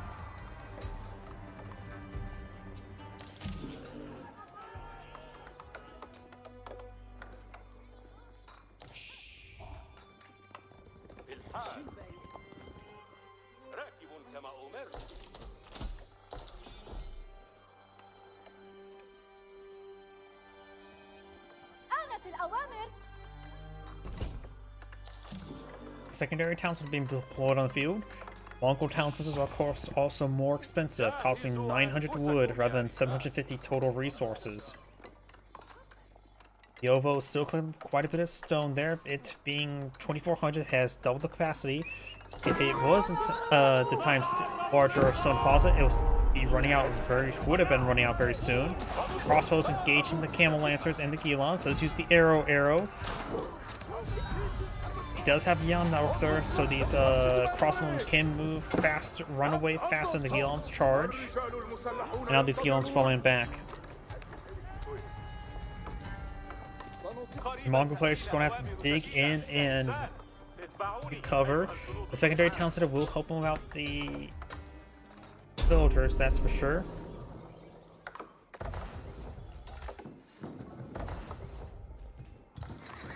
Of course, he does still get free desert raiders, which never hurts. It's not an upgrade them at the moment. He can always upgrade them later. And he still has access to another age up. Let's see. 10 additional villagers, and all villagers work 10% faster. That's pretty good. This is still worthless. 2,500 wood. I don't even know how to make this one better industry. Trading Bazaar, that could be useful, but he'd probably go for the advisors for the Adabags. The Adabags give him plus 20% increased health on 7 military structures. Market right there. Not deploying out any traders just yet. We got a number of crossbow and spearmen here. Camel lancers will be denied. He does have a spring golem placement there. Gonna need a little bit more. Golden Age Tier 2 now active. Those trying to torch down the battering ram. Does have the arrow there. Battering will be warded away. He will lose some villagers, but he does have 2 town centers. They're still behind in village production. Stepper out will help him even out the value. Even though his opponent does have Golden Age Tier 1 increased income, he's not even gone for an economic tax. The Mongol player has gone for some economic tax. Don't really need to spend the mining research when you have the Stepbird out there. It's also taking time to plant some deer on the field. Not bad. As well as some berries. The Mongol player has been able to push on the map. And Kesh is significantly worse off with nearby all the desert raiders and camel lancers in the field. He has to go for infantry composition. Mongols do have limited benefits for infantry. They get all theirs in most of their combat effectiveness does just get become available in Imperial Age, in which he can get improved elite army tactics. Crossbows gain some good damage there. He doesn't have another arrow available. The defense arrow against Gilons could be very effective since Gilons rely on more of the high attack speed rather than damage. And the defense arrow would provide counteract quite a bit of damage there. And I really do say people need to go for whistling arrows, whether it be whistling arrows or whistling arrow improved, because 10 seconds or 12 seconds lasts a really long time for whistling arrow. It really does make a huge difference. As I think about it, plus 5 seconds will give him what? 2, 3 extra arrows from crossbows. 12 seconds will basically give him what? 5? Actually, no. Closer to like 7 extra arrows.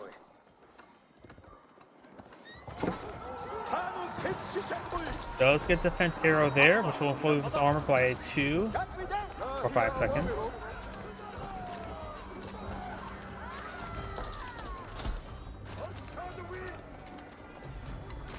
At this point in time, it's probably better to go for the arrow, attack speed arrow, just due to the nature of how short it is.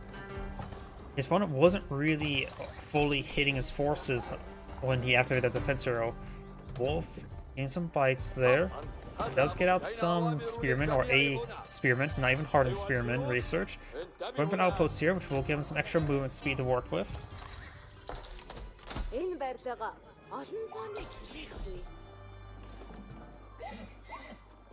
Small number of spearmen here could be very useful. He's not paying close enough attention. He maybe I just going straight to Sacred Site there, but could have got some good damage there. Yamnuk will be very handy. He needs to go for more melee armor to help deal with the Gilons. He does have Blacksmith Research as well, so they both have 12 damage. Right now, Pink's doing a good job with the Blacksmith Research. He went for the increased attack speed, attack damage to counter out to go along the Gilons, which is a good idea. And since fighting against Gilons, it's a good idea to go for the defense armor. Agonel now deployed on the field. Sacred Site here have been decaptured. Very nice. He does go for a round of walls there. Stepper out now being employed in the center of the map there. Very nice.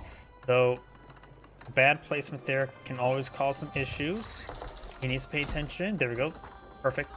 Didn't lose any mining time. This is still going for the outposts. Going for a number of outposts now. Ovo still has 4 minutes of stone remaining. Yeah, there's 20 villagers here, so we will need a 4th outpost there for villager storage.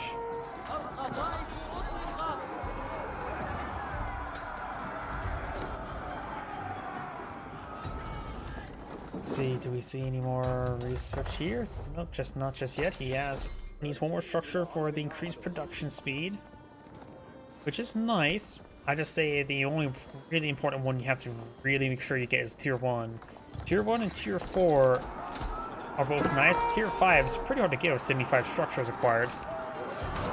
You may want to get inside the outpost relatively soon, so now keep the villagers alive, but also get some extra fire support. Horseman charging way forward. Maganel does go over ramp. He's trying to get the other Maganel now. He does use the fence arrow there. Horseman charging way forward. Some of the villagers are getting hit. If he gets inside the garrison, so we'll provide quite a bit of fire support against these archers. He does now. Archer is trying to fall back there, but the outposts are firing. But now Horseman and Gilons push forward. He has some reinforcements together up there. Outpost. The upgraded Spring Guard. You may want to cancel this one and get over here. The ball gets destroyed before it gets to actually deploy on the field, which does refund it. Now these villagers starting going down. He's not been maintaining positive villager numbers. And he has been losing a number of villagers. Trying to go for a battering ram now. See, it does have 3 improved siege engineers. Mongol player does have another Magnet on the field, going for more spearmen and going for a ×2 spearmen as well.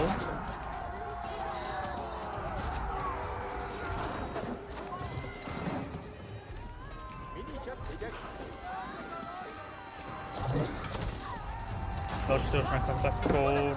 Outposts starting going down. This one has been upgraded to spring gold as well. And Magenta just need to evacuate everything there. The villager's trying to evacuate as well. He now has less villagers than his opponent.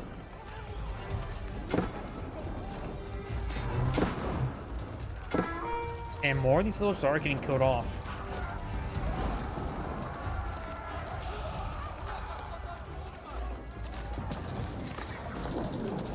Does get a good hit there.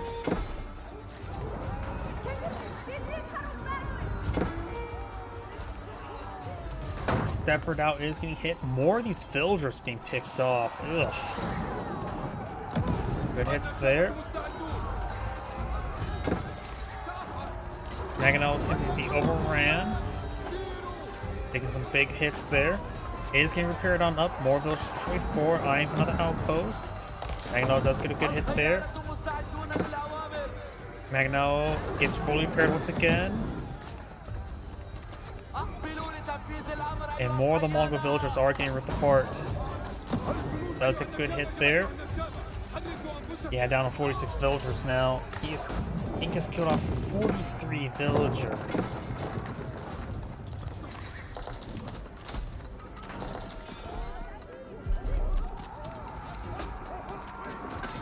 Does have access to Yelm network there, thanks to that one outpost. Oh, got a couple spearmen hitting some of these villagers, which is exactly what needs to sort of get back in this game, but now it's going to be shanked.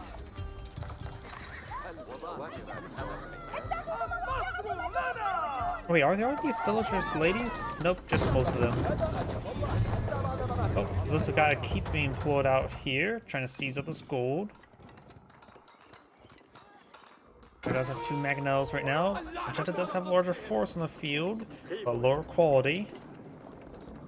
But for Spearman, Crossbow, Maganels. On takes some damage there. Does use a speed arrow to help engage the horseman to keep his Maganels alive. Spearman does get some spear bursts there, but the Maganels can hit severely hard. One Maganel does go down. Does take out a good number of forces there. One Maganel does escape. Keep has been built. And use it back on off. Maganels do outrange keeps.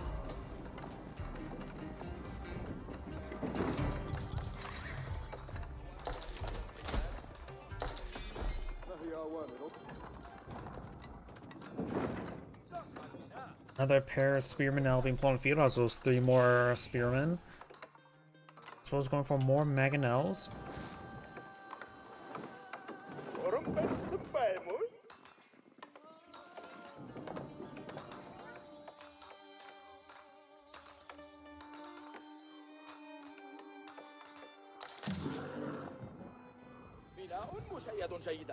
أتقدم إلى الأمام. الخيال ينتظر ذلك. ما الذي أتمناه؟ قريبا تأتينا Got a good number of horsemen and a couple desert raiders there. It looks like they're eyeing for just this general region. He's going for a traction trebuchet now.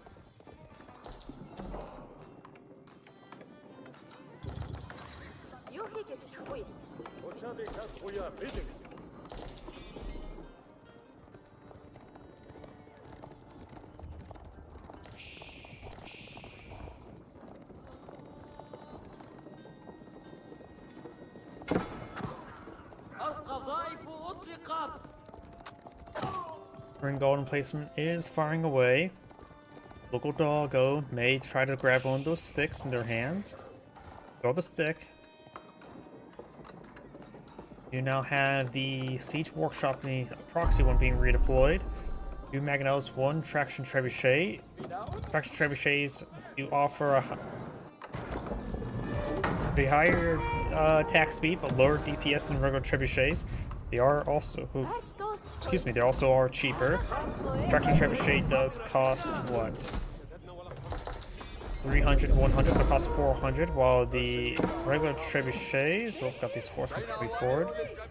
And looks like the dervish does get 4 stun back. See a siege workshop. There. Don't see a siege workshop to compare the prices. Ah, there's one. And a regular trebuchet does cost 550.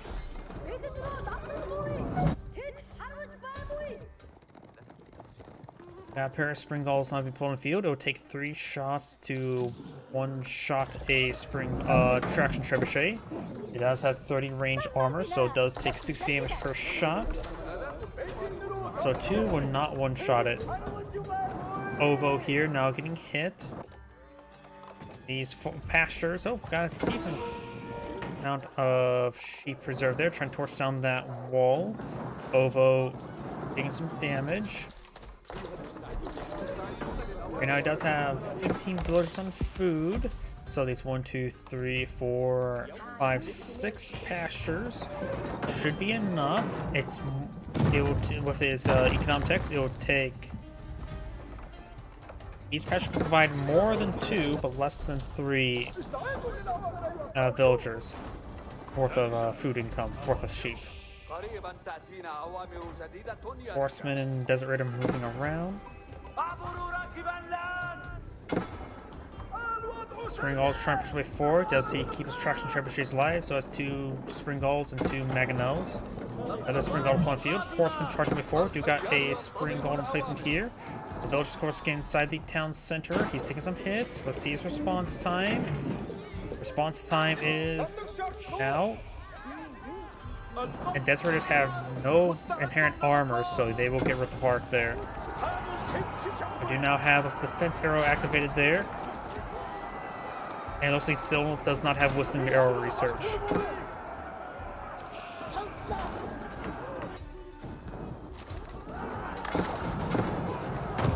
Good Mangonel hits there on that formation. Spring Galls are engaging Spring Galls. The Mangonels will fight quite a bit of damage here. Right now, Pink does have a great amount of villager production. She does have secondary town centers on the field himself. And these town centers do build faster thanks to Golden Age Tier 3. Wolf will go down there, trying to torch down more of the walls.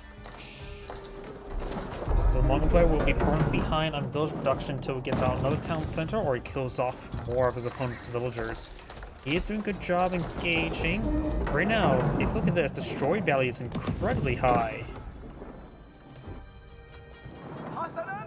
Probably because he's been using crossbow spearmen.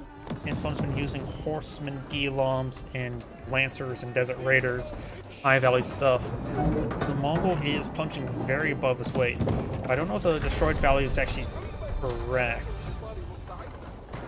Maybe it is. In this case, that doesn't really matter how many villagers he kills off in disparity. If you get the destroyed value, that can be significantly different. Multiple Spring Galls going down. Gilon's charging way forward. Good number of crossbows here to support. No upgrades on this keep. Spring Gall in place that would not be too important. Rolling oil would actually probably. Crossbows need to getting some hits on the Gilons. Spearman needs to start hitting those horsemen. Good number of horsemen are going down to the crossbows. Horsemen having breaking their way through the siege weapons. A couple villagers also being brought forward to shank some units. Good Spring Gall to kill there. And Spearman now engaged as well. Takes out the Spring Galls. The Mongol player has plenty of gold at the moment. Villagers push their way forward, eyeing for an outpost here to get out the Yam network. Though these villagers are going to get hit, I don't think they're going to get the outpost up in time.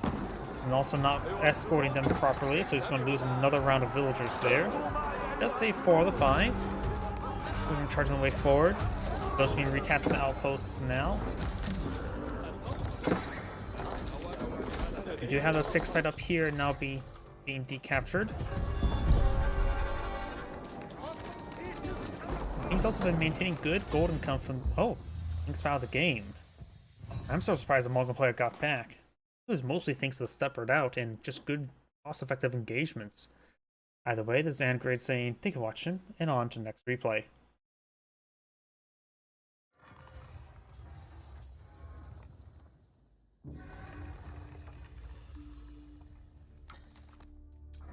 Let's see. Any more good length replays here? What map was that? Was that Forts? It was.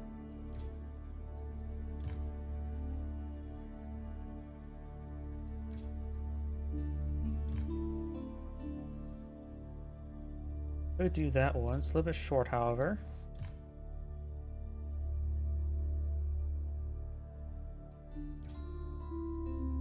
Or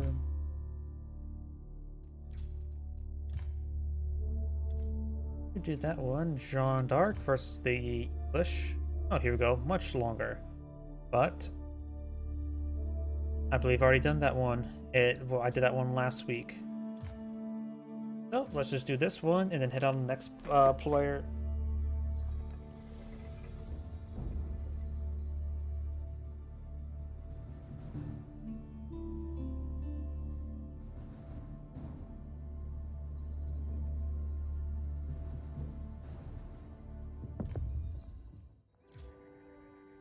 Greetings everyone, and great here for another H-Bars 4 replay. It's on top left side as the red Jeanne d'Arc. We have a foreign name.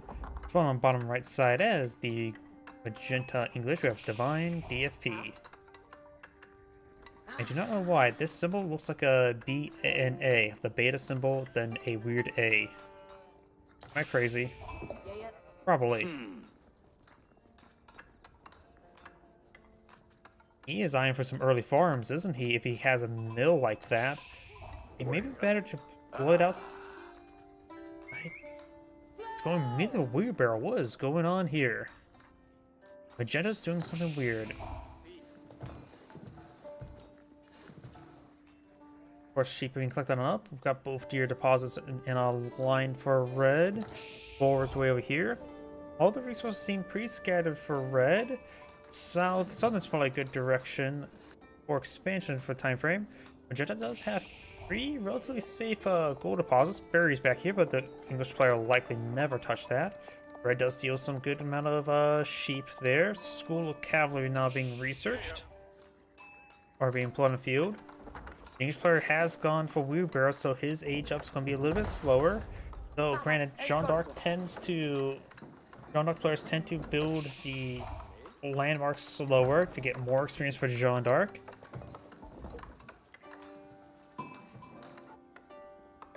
Now I've got the council hall being put on the field with 2 villagers as well.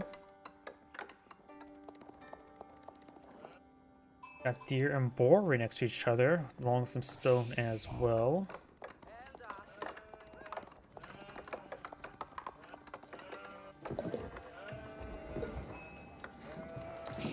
Does have a mill next to the berry bush as well, going for his own wheelbarrow. Looks like both players maybe eyeing for a bit of eco. Let's take a look and see the genre experience. She is relatively close to aging up, leveling up. Jeanne d'Arc will be now making her way over the boar. Like all first explorers, they have their first challenge. Jeanne d'Arc is always boar. So there's a wolf there. Also, Hero's Journey start off killing off skeletons and slimes. Jeanne d'Arc does take some hits there. I'm not sure what Jeanne d'Arc's going to try to do. How close is she leveling up? Pretty close. She does no longer get experience there for killing off a wolf. And Jeanne d'Arc's weapon is plus 10 versus huntables. Eyeing for a house here. Now she can level up. And does not complete the house there. Could cancel it for a refund. And now boar will be claimed. Boar does go down. We do have this royal knight here as well.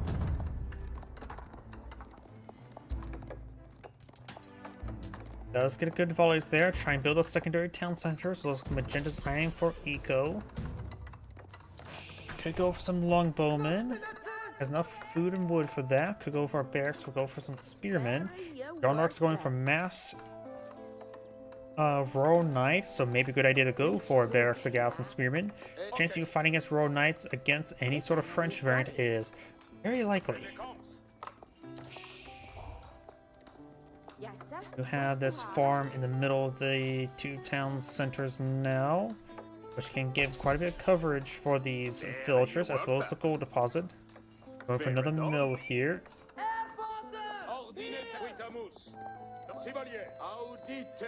A number of Royal Knights pushing their way forward.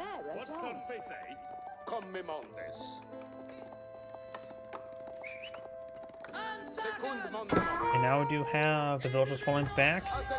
Royal Knights here in good numbers. There are 3 of them. He has 4 on the field and 2 more on the way.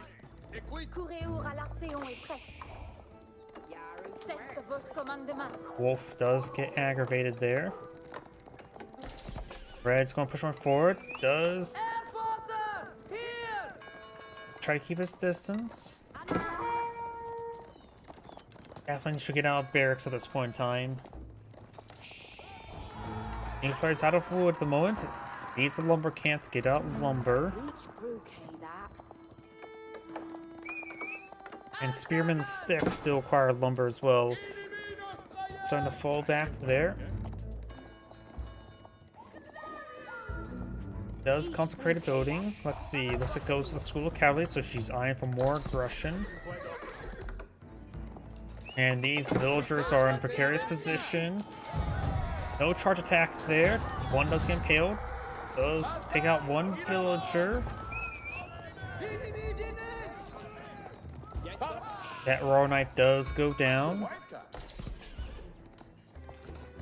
English player's been maintaining good gold income right now, but having struggled with his wood income.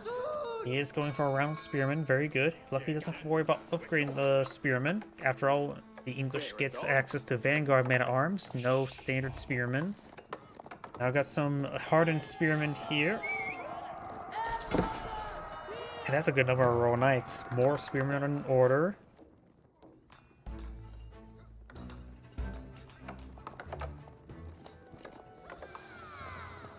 Fine restoration there to heal up these forces, very nice. A wood chopping upgrade, textiles, a whole bunch of upgrades there for the English player.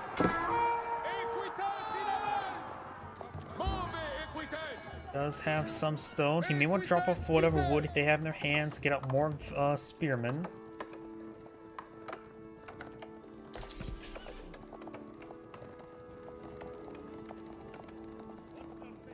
Jean d'Arc's eyeing for some archers now to engage those spearmen.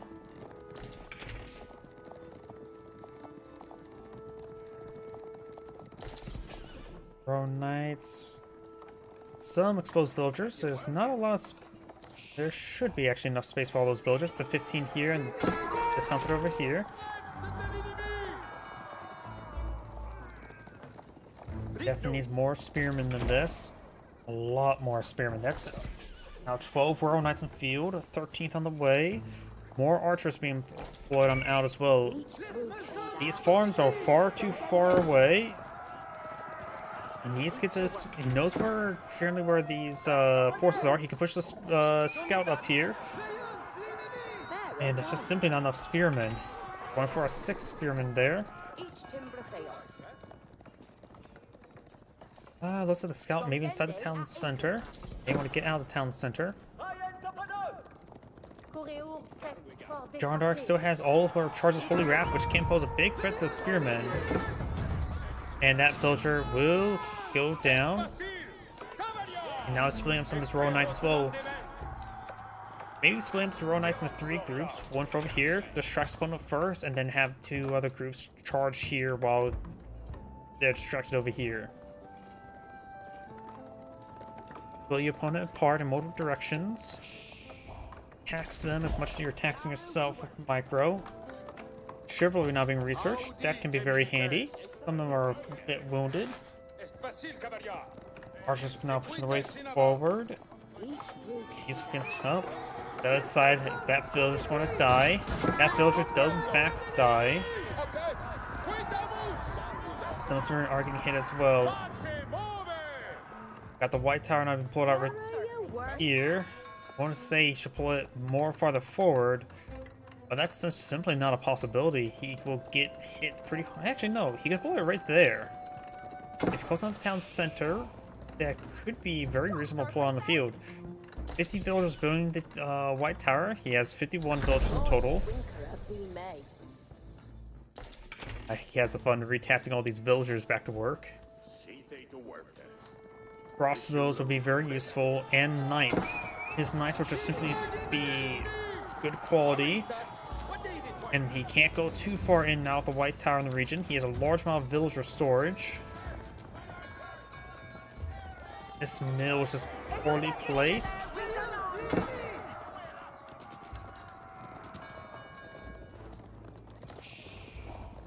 Jean d'Arc has plenty of food to age up, needs more gold. That villager will get not killed off there.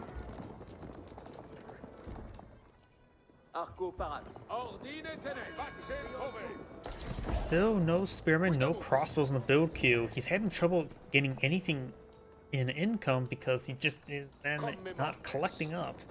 Yeah, he abandoned this farm. Most of those farms probably be a good idea because these are just not exactly reachable anymore. Going for some crossbows now, very nice. Regular knights wouldn't be half bad. Good front line to engage the royal knights and archers. Would be also an age 3 unit versus age 2. Oh, howdy. I just saw your Rumble comment. Royal Knights moving around, getting some good health. Regen takes a Chivalry. You have, let's see, how close is Jean d'Arc to leveling up? Probably actually a bit far. She's not been in combat. It's mostly the Royal Knights going back and forth. She's halfway there. Most of the Frenchman is at a pop cap.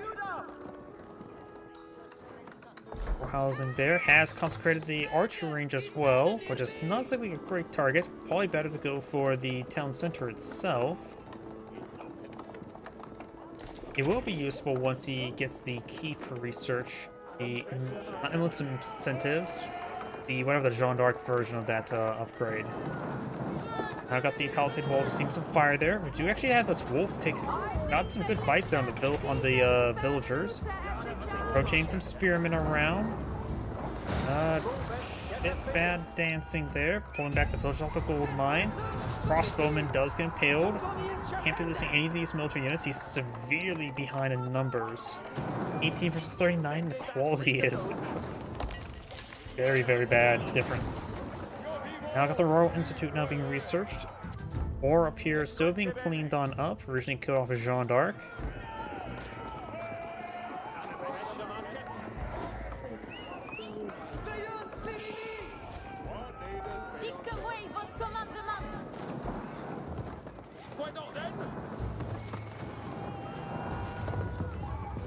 Mill or mine does go down.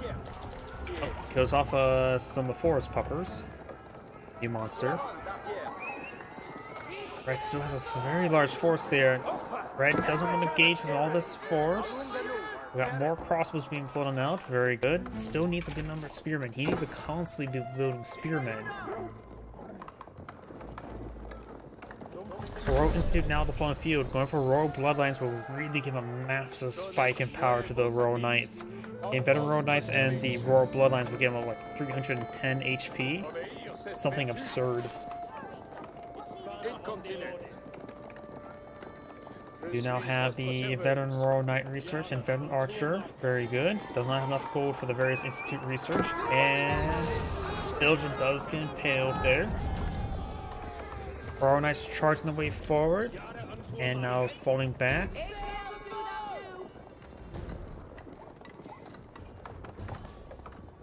Right now the English player is at pop cap and he's got some more housing.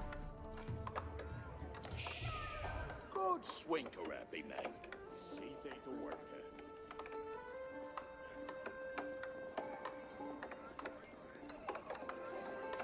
Outpost being deployed on out. You can see all that force that's charging at him like that.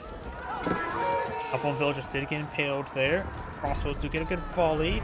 Thanks to Network Castle, they do have increased attack speed.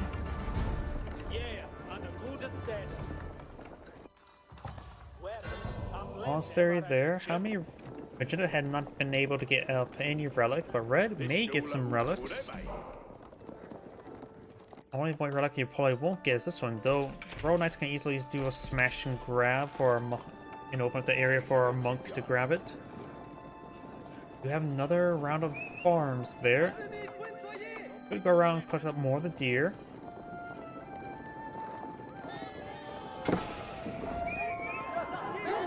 There's the Royal Bloodlines as well as Ordnance Company, that was what it's called, which help reduce the cost of all resources now of consecrated buildings, not just food. As a number of archery ranges consecrated as well. Townsend is also consecrated, very nice. Royal Knights moving around, have a bit of health regen going on. Walls are not fully complete.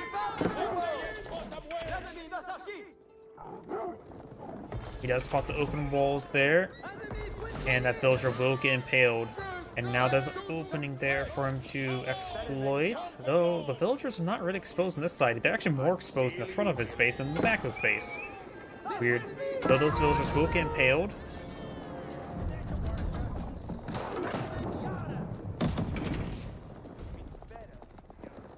And it looks like these Royal Knights will fall back. Right now, Magenta does have a superior number of villagers.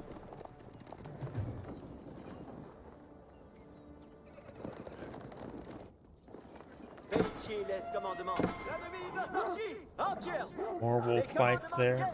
Spawn's going for a good number of spearmen and crossbows. Jean d'Arc could go for either for the riders or for the champions. Champions will be good versus the spearmen, but weak to the crossbows. While the riders will be good against the crossbows, but weak against the spearmen.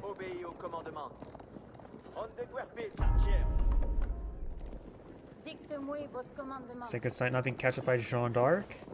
Nord-est de besogne. Apertisez votre courage, compagnon.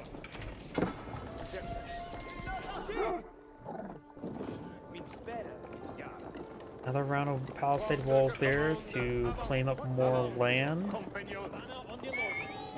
That villager will get impaled. But not dead. Dead man's barely lived through that.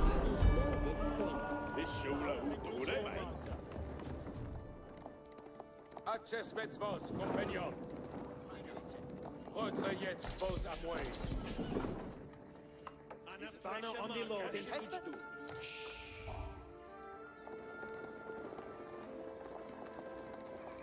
Quand je commande, avance.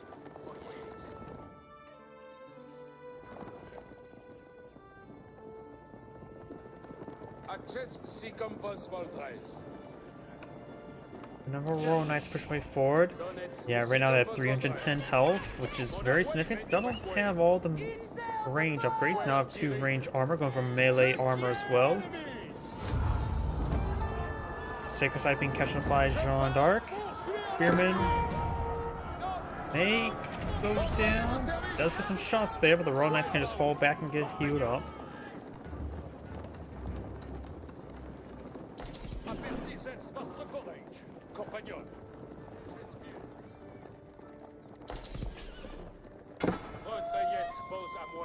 We have a round of Jean's champions. She has got the Man at Arms variant.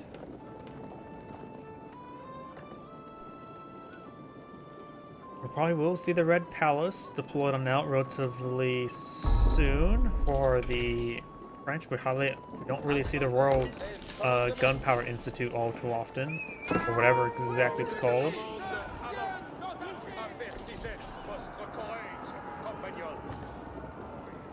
Springald may go down. Springald does get destroyed there. Royal Knights charging way forward. We'll get some hits on the villagers. Trying to fall back now. We'll receive some stabs. A couple of Royal Knights do go down. Good number of exposed villagers here he could try picking off. Get some good damage there. Some of the Royal Knights are falling back. These Royal Knights trying to pursue some villagers. It will get some good impalements. All 6 have been captured by Jeanne d'Arc herself. These Royal Knights will be picked on off. You know, he only killed off 10 villagers in total this game. I thought it would have been more by now. Now these Royal Knights are going to try to escape on out of there. Won't be able to advance through this direction. They're going to be finding a dead end. Royal Knights will still be picked on off. They could try another round charging these villagers. A good number of them are quite wounded.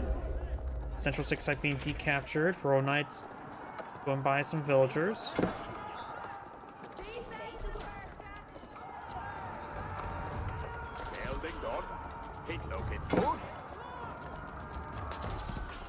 It looks like these Royal Knights will be falling back.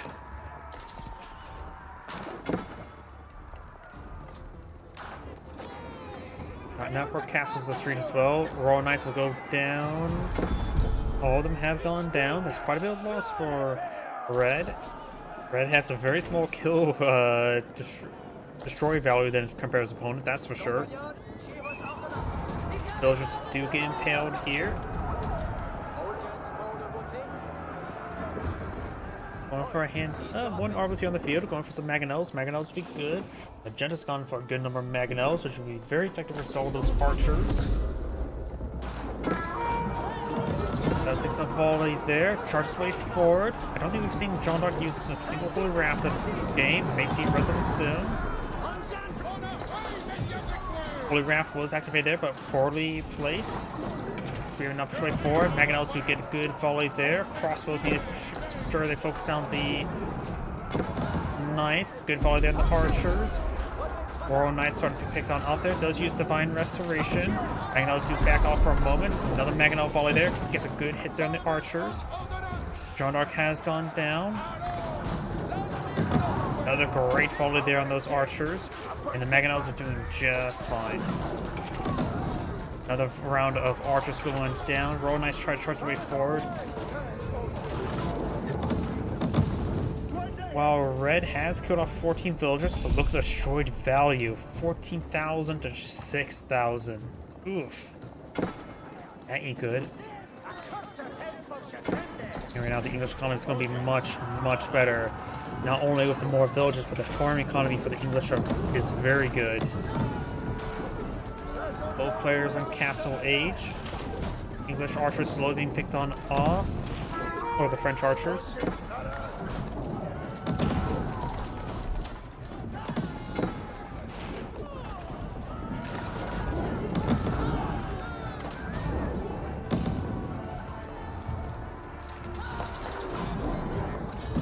And Red does back out of the game now. He could not get any serious damage done. This is Angrid saying, thank you for watching, and on to the next replay.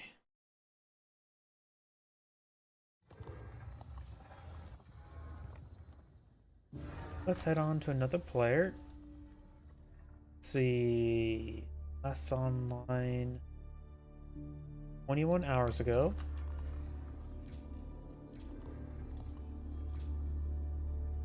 Hidden. Let's see, last online 1 day ago.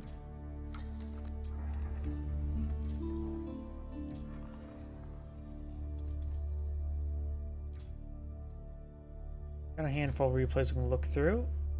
18, a little bit too short. This map is a modded map, so I don't want to do that one.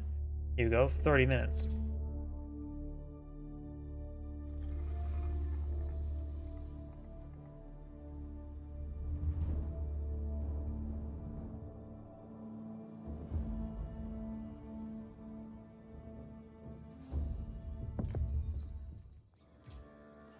Greetings everyone, and Great here for another H-Pirates 4 replay. Spawn bottom left side as the yellow English, we have Valdemar.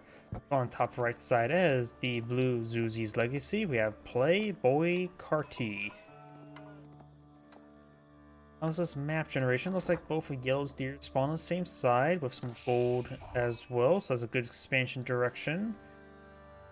With Boar up here, his opponent has both deer deposits on the same side of the map as well as Boar. While his gold spawned mix half and half. 骑马 So north is probably a better expansion direction for him. Of course, we do need to keep an eye out where would be a good spot for the meditation gardens. Here could be decent. Maybe putting it right around here. Maybe like get both the gold and the stone deposit. Don't think it's stretched out between the gold and the 2 stone deposits here. Nothing over here seems particularly great to me. So yeah, I think maybe stone or golden wood. You can somehow get both in stone, gold, and wood. That's probably the best spot for it right around here. Either way, we're gonna have to wait and see. And the English player actually has a man-at-arms on the field right there. Was not paying attention. He does not deny the gold. He is going for meditation gardens right there, which will give him stone and gold. And maybe a bit of berries? That maybe out of the range of the berries. Let's get him selected. Yet the radius is much smaller, so let's look at a little bit of wood, gold, and stone. So that would be about 60 resources per minute. Nice thing about getting a stone with the meditation gardens is you can actually deploy out a large number of cannoneer slits from outposts, which could be very useful against the man-at-arms of the English. We got the council hall here.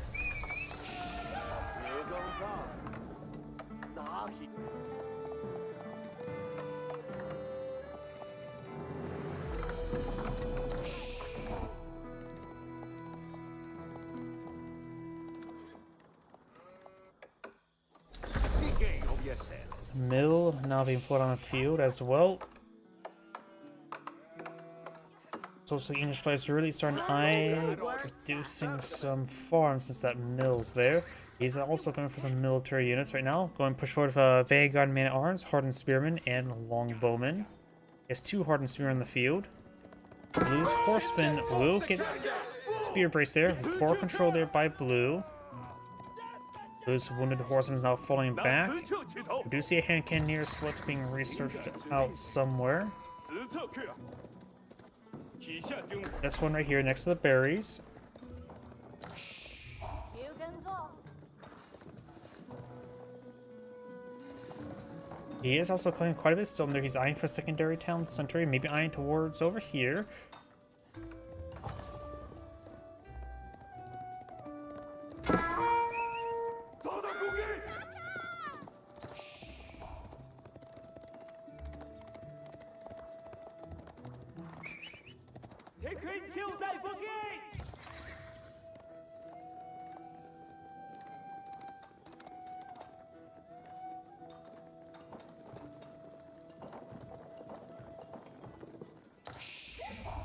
Now has enough resources for a secondary town center, but where? So these villagers are eyeing to blow the second town center right there. Not a great spot for it, in my opinion. Apparently these trees are not even on the mini-map.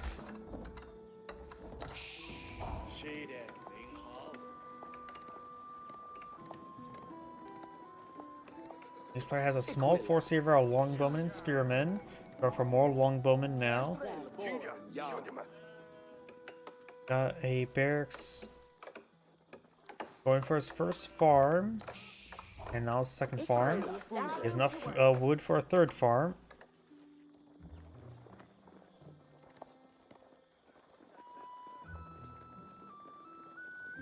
Don't say that!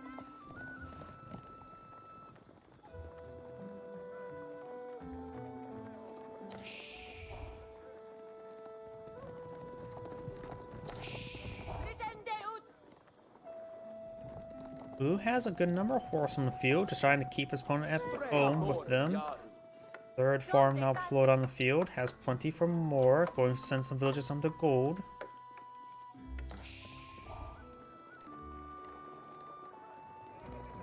Good number of longbowmen, spearmen there.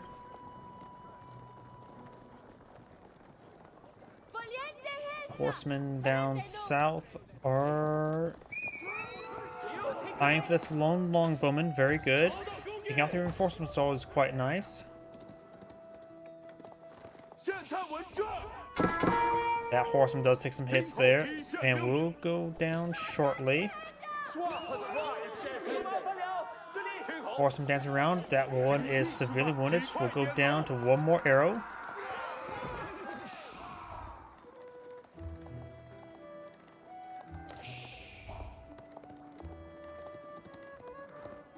I got another hand cannoneer slip being researched somewhere.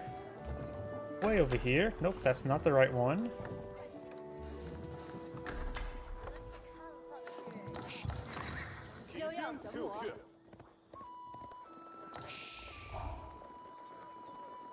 We do now have the early man-at-arms upgrade. Oh, Saudi, I just saw your YouTube message. Howdy. Comment on 明白。 Another horseman here. Spearman and Longbone moving around. Of course, there's the hand cannoneer slit. Though it is off the beaten path, so likely won't scout out anytime soon. Does collect up some berries there. Berries not a great food source. Deer is much better. He's not going for some deer. 从力就行 Bluebarrow and more wood chopping research. Got 15 longbowmen, 8 spearmen, 1 man-at-arms.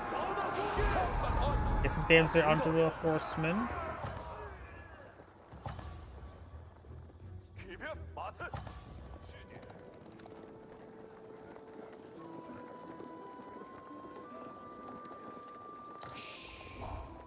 是的。起兵，动起来！ Forestry upgrade now complete. Now he is going for a proxy, or it is not necessarily proxy, but battering ram now being pulled on out. He does not have enough wood for a secondary battering ram. Getting a bit of wood, going for more housing. Nope, and the horseman did try to find some more reinforcements. Here we get a good stab. And there's the battering ram there, loaded up with probably spearmen on the inside, trying to get secondary town center now.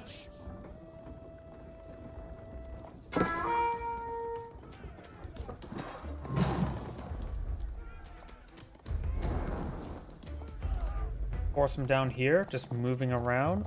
Batting ram up here. Engaging. I'm curious what's inside the batting ram. 15 longbowmen. He could probably just try setting up some palings there if he's concerned about getting assaulted. Man-at-arms and spearmen moving around. Taking some hits there from the outpost and from the cannon near the town center. Does take out some villagers. Town center will be set ablaze. And we do got Mount Lu Academy now being put on field, which will give him age 3 Castle Age. Which can go for some Lancers. He can go for early Palace Guards already. Now I can get some regular Palace Guards. The banner ram now being pulled on field. This will take out a village, which will put on top cap quite severely because it does provide 40 population. When I say severely, I mean you need another 30 extra population space. Now I've got the Palace Guard upgrade. Upgrading from early Palace Guard to regular Palace Guard. More banner rams now being pulled on field. And taking out this house will also be useful removing his population housing. This is literally all the population housing he has. That village, the house, and the town center.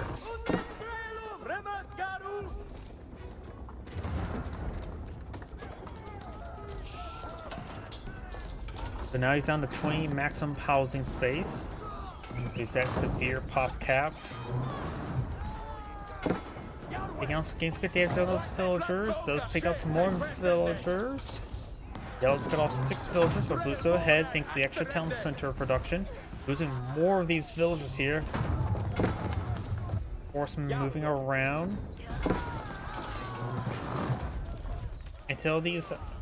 Okay, he does go ahead and garrison the bowmen inside of his battering ram there. These villagers may want to start trying fortune.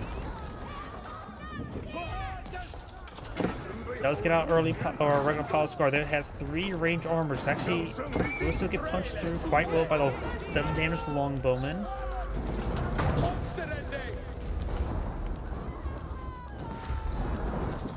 Also taking some massive damage right now. Villagers popping on out and back in. I think the meditation gardens have been severely disturbed. I wonder what resource generation is like. Oh, just straight up 0. I don't think I've ever seen it. A meditation garden would be at 0 value. But there you go, 0 value meditation gardens. Does take out a couple battering rams there. Towns are severely damaged but alive. Hopping in and out. Does get some horsemen, but the horsemen getting taken out by the spearmen. And there it goes. He does clean up all the battering rams, so his town center is going to be safe. The Castle Age Palace Guard is being very effective right now. He's also behind in village production. Of course, does have attack advantage, but he's still the Tang Dynasty, which makes his landmarks cheaper as Zuzi's legacy, if I remember correctly. He can age up to a song, which make his resource structures drop-off points cheaper, which cheaper age up's probably better.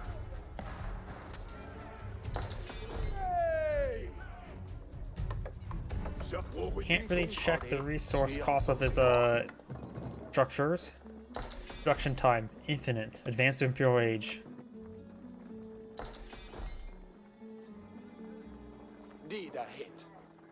English players like halfway there to age up. Got Boar here.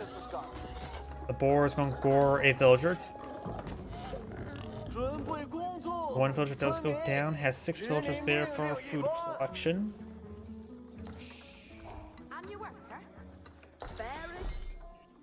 And now we've got the King's Palace in Field, a secondary town center, which would be very useful to keep a village advantage he currently has.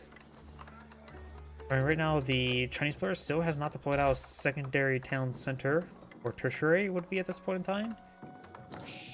Mount Lu Academy will also make it so those imperial officials do also drop off a bit of food with their taxes. Palace guards here in good number, receiving some arrow fire. Does have +2 range armor, so it has 5 range armor. The town center arrows are doing 7 each, so taking 2 damage per arrow. Palace guard charging way forward, getting some good damage.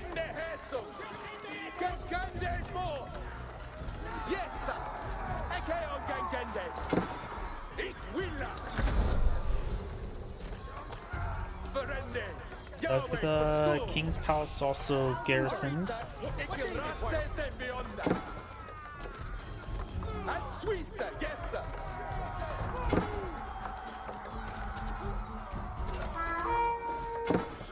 The longbowmen are getting ripped apart there, so it's not going to be necessary to get the veteran longbowman research.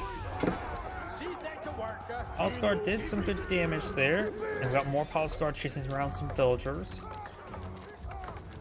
Does get out a crossbow on the field, very nice. Going for crossbows to be good. Only has 1 on the field. Going for more Palace Guard.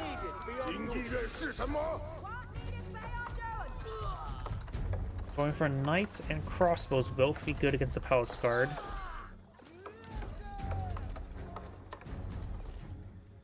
Right now, let's see. Mill still needs to be built. Going to look at some stone there. Maybe I'm for a keep. Maybe I'm for another town center. I really don't know at this moment in time. Does have some good food collection all across the map.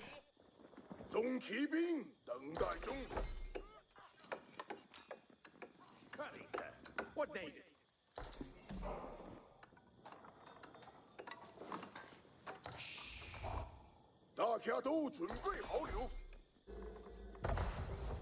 Jangan Tower now being plotted field, which will allow him to get the Song Dynasty. Also give him a rebate on every single military structure he builds by getting a free unit.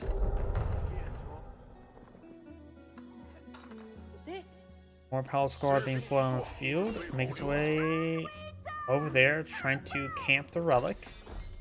His opponent, I don't think has... Okay, he does have a monster in the field. First monk on the way. The dogs are wanting that stick she has in her hand. Throw the stick and you'd be just fine. Hey, monster. Song Dynasty now deployed on the field. Palace Guard straight forward, does find some early man-at-arms.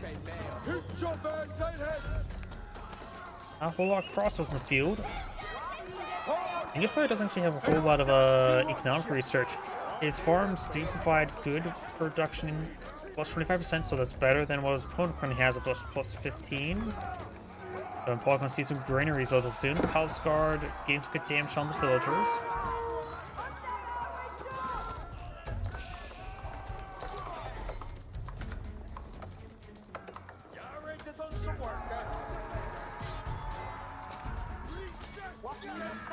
Villagers do go down there. Or Palace Guard, not villagers. You have, of course, secondary towns on the field. Going for more Palace Guard. So right now they're in the center of the map. Got a round of palisade walls going on up. And all of this palace of the sacred sites could be in sphere of influence with these walls. Relic number 1 picked up by, or relic number 2 picked on up by blue. Has already captured up one. Yellow's picked up a relic. That leaves this relic here and here. So this one's safe for blue. This one's contestable. Let's get almost all the berries have been claimed here. Just one berry bush remaining. Not really important to collect it on up, honestly. Waiting for another mill there to collect up those berries. So it finally got built. Because I could have sworn that mill was queued up for quite some time.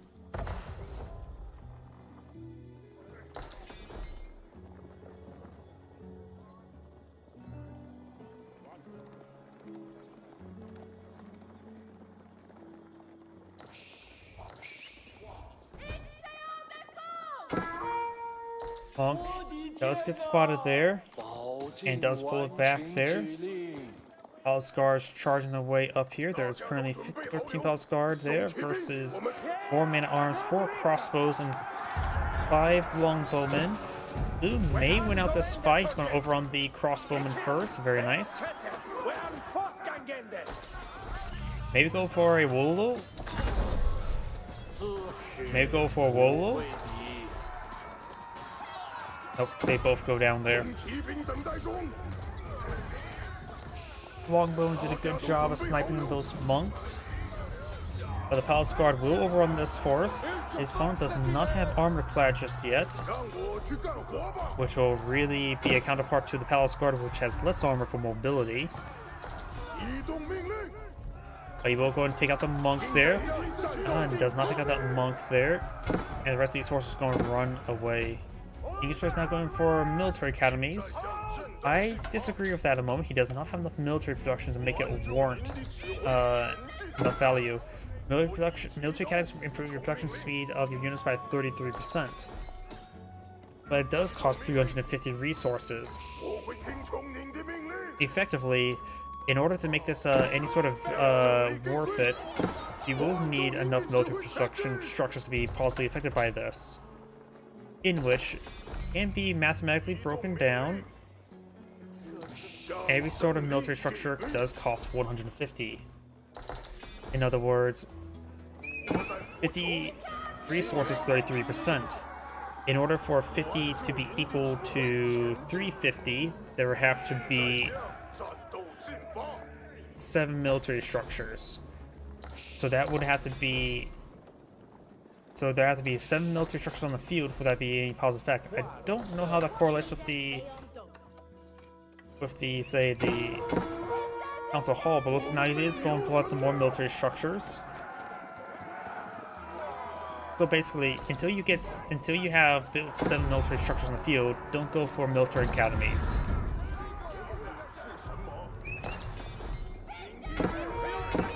Over here, we do have now basic spearmen now engaging man-at-arms. They will use a basic spearman from the Zhengen Tower. Not even hardened just yet. Those man-at-arms will do some great damage. Armor clad is now complete, so now these man-at-arms do have 8 melee or range armor, 6 melee armor. You always get them up to 8 melee armor at this stage. Palace Guard now closing in on the various forces there. The man-at-arms will do just fine, but the longbow in the back are going to go down, scout down. Not a big surprise. More Palace Guard enclosing these forces, more Palace Guard there.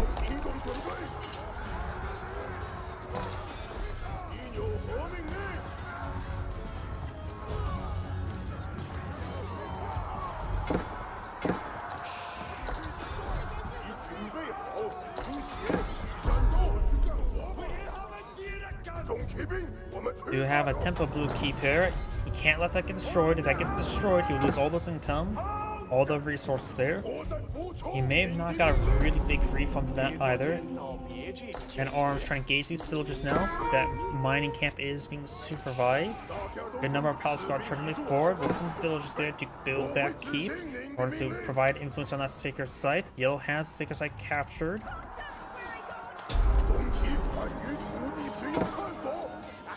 Palace Guards, half of them are pushing way forward, hit those crossbows. Crossbows do offer the most DPS is to be concerned with, but it does also mean the man-arms get some free shots on in.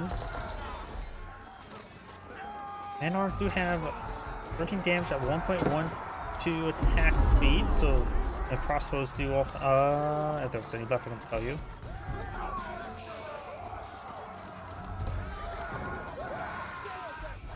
Keep is now deploying the field, which should keep the English player at bay.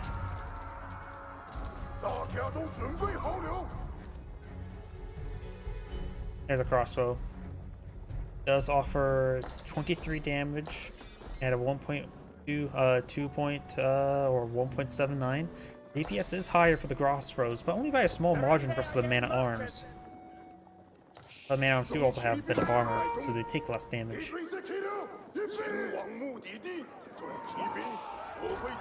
Big round of English technology being researched. Spring golden placement here by the keep. We got a hand cannon near a slit. It does do 25 damage per shot, which is decent.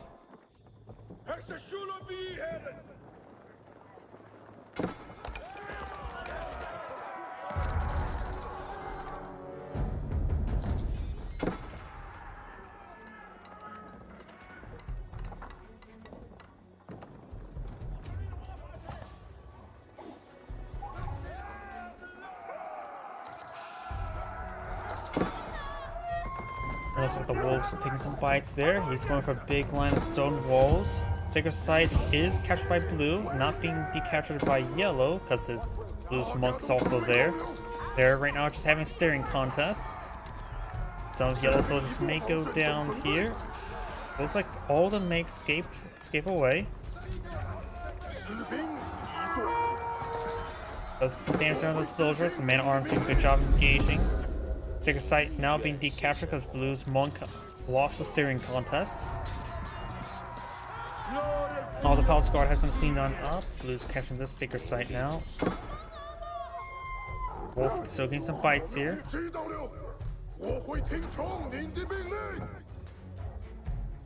Got the Palace Guard now trying to stop the Sacred Site from being decaptured. Never mind. Retasked it.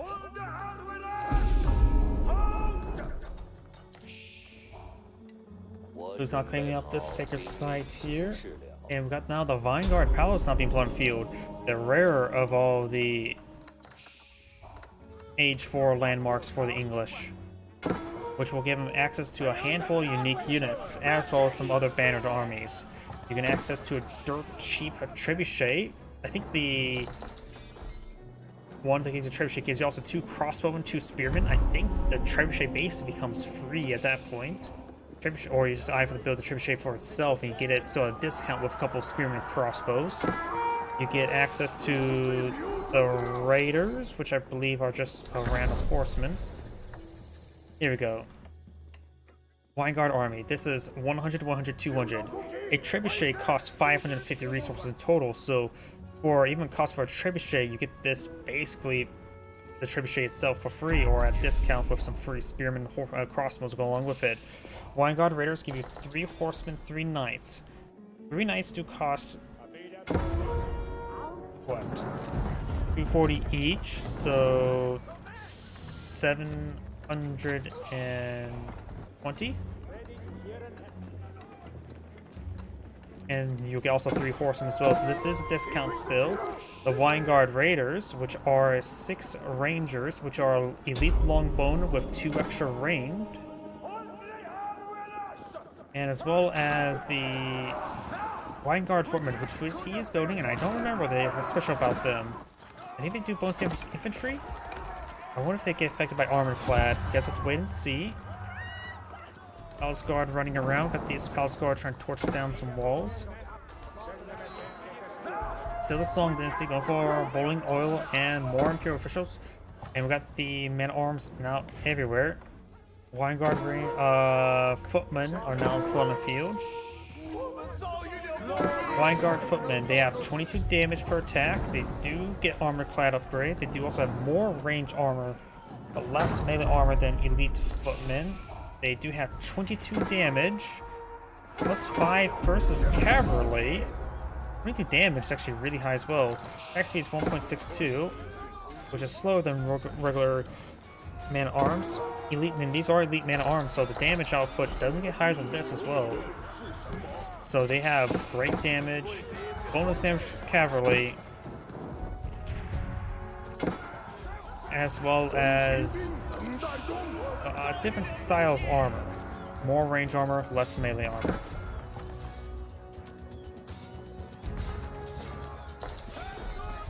Palace guards being picked off there. Got these palace guards over here. Got another round of walls attempting to be built. Palace guards and footmen are over there. Blue's losing some villagers. Blue's also behind the villagers. Does have a keep to help him stay alive. More footmen push way forward.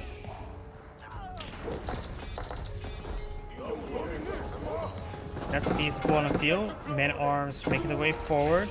Also got some Wineguard Rangers not being pulled on the field. Extra long elite longbowmen. We'll click on them a little bit later. Purefish dropping off some taxes there, but the man-at-arms are simply just everywhere in yellow's and blue's base. At this point in time, blue will probably be backing out relatively soon. Footmen do take out the Nest of Beasts, going for another keep here. More Palace guards can engage the first the elite man-at-arms. Right now, the elite man-at-arms are far superior. And it looks like blue does back of the game now. That's Anne Great saying thank you for watching, and on to the next replay.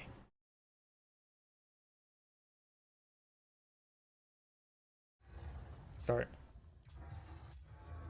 Probably have time for one more replay tonight. Get rid of that.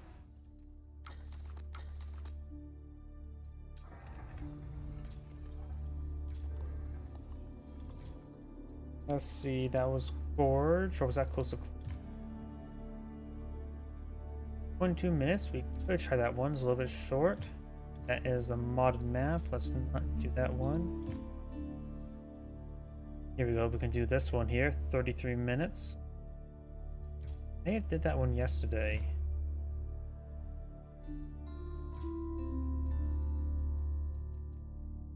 Yeah, I think I did this one. Perhaps I did it yesterday. Oh wait, that was only 17 minutes. What was I thinking? This one. I can't remember if I did that one or not, but I think I did. That one. Man, the menu's just lagging out for me. Yep, let's do this one, but before we get started this one, I do need to use the restroom a little bit quickly. My apologies.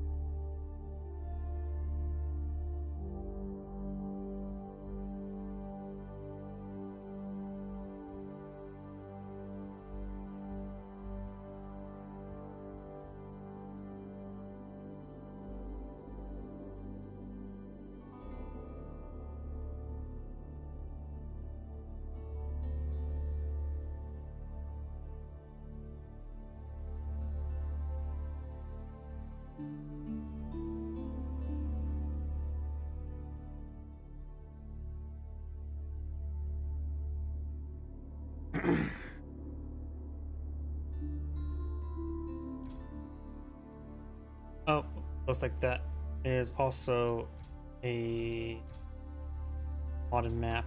So, on to another player then. Sorry about that.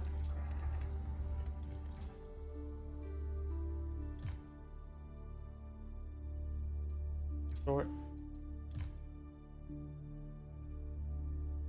Could do this one. Yeah, let's do this one.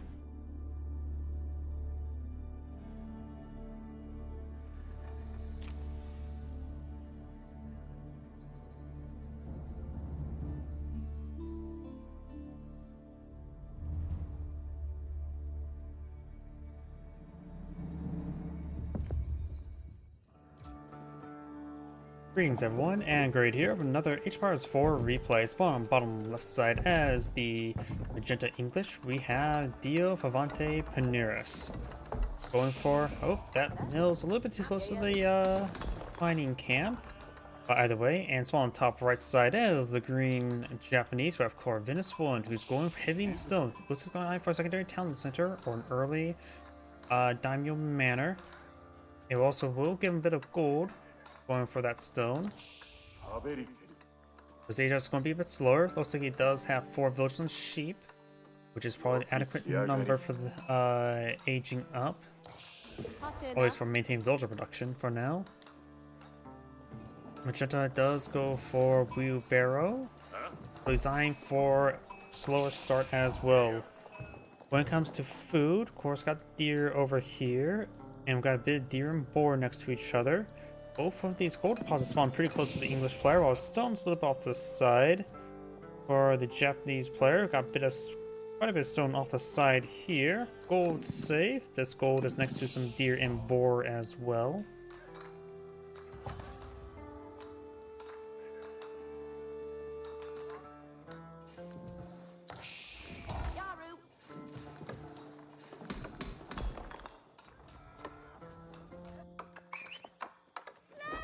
Scout will be scouting.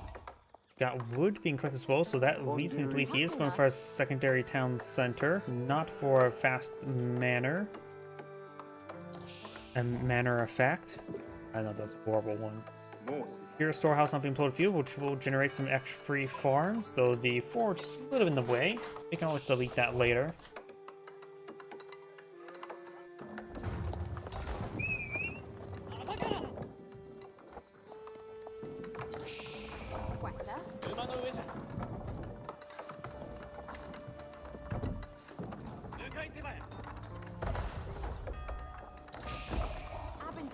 Let's get some arrows there onto the scout. Your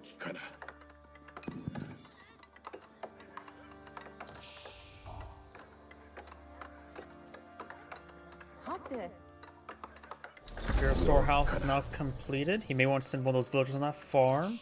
Also decent enough, close enough to the berries as well. The hall almost complete.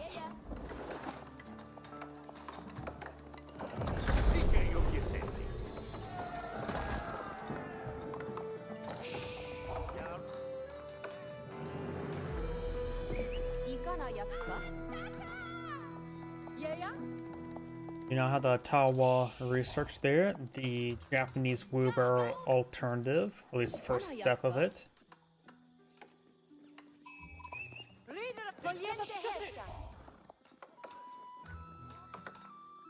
Of course, got a secondary town center here, so rapidly going for the gold. He may be eyeing for a fast fortress age at the current rate.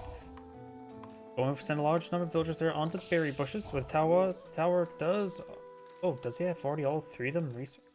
Oh no, there's a second one being researched now.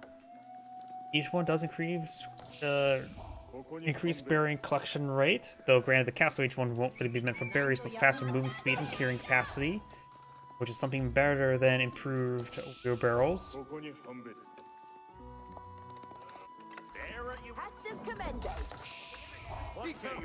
And we got a third town center now pulled up in English as well, so both players eyeing for mass eco. Still a good idea perhaps to throw 3 of these villagers onto the farms, or 4 of them. Does delete the forge there. Forges are dirt cheap. 50 wood, yeah.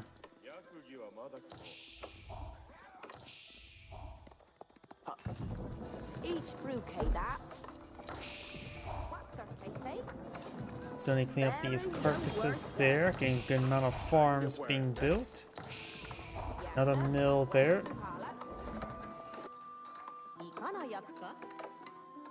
Now I do have the floating gate, which will of course give him some Yoshiro. With that, he may be eyeing to get out some rapid military production. Got Parastables going for Mounted Samurai. He is also now going for the Daimyo Manor. なんぞ役が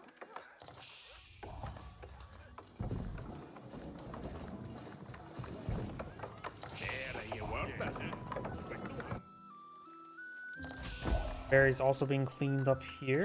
Has not gotten for the deer just yet. There we go, he's going for the deer now.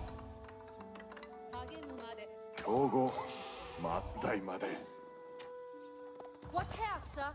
Hurra! What the hey? Rapid season up goal there. The English player probably will eye for the White Tower. I doubt he's going for the King's Palace. A number of villagers pushing way forward. There's the White Tower. Mass building it now. He may have spotted some of the Mounted Samurai. Do have a Shinto priest grabbing some of these relics. He has deployed the Yoshiro. Neither of those. 見事な造営となり申し候 Ah, he's just putting the Yoshiro straight into the fortress there to get that gold generation, which does get him up to 4 free relics. Relics do provide 80 gold, while the Yoshiros provide 75, which is still pretty good. And now with the rework with the Stage 3 landmarks, we can also get 2 more researched. So you can't see it here, but he should be able to... no, he needs to get the actual monastery for it to get the research, but he can get up to 6 Yoshiro, so that's basically 6 free relics. And the samurai moving around.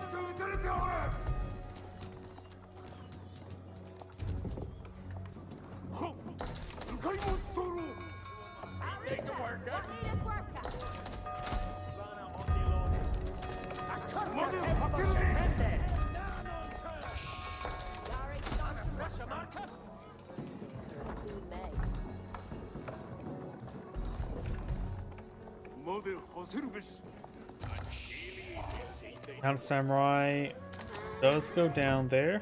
We do have another Mounted Samurai over here, and the Scout.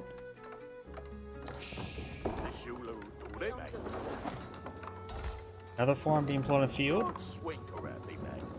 Somehow the English player doesn't have massive village advantage of 3 town centers. Japanese players' villages still build at the same rate, but we do now have a Daimyo Palace not being researched. You always go for another manor. The manor will, of course, also give more bannerman. But this will improve the food collection rate for nearby farms.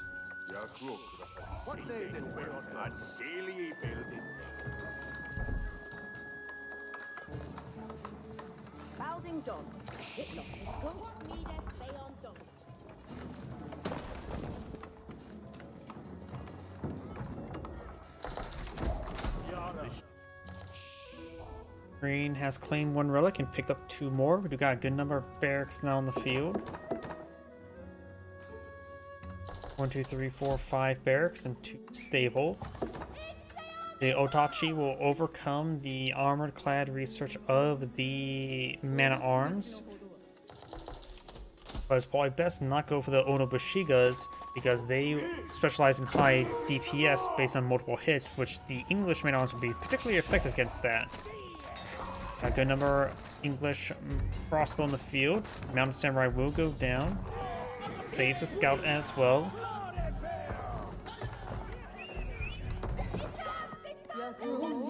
He is going for some Onobushigas. Right now they have 7 damage and good attack speed.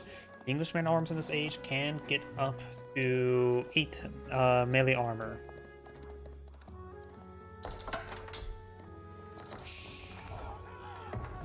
Now let's take out the forest pupper there. You monster.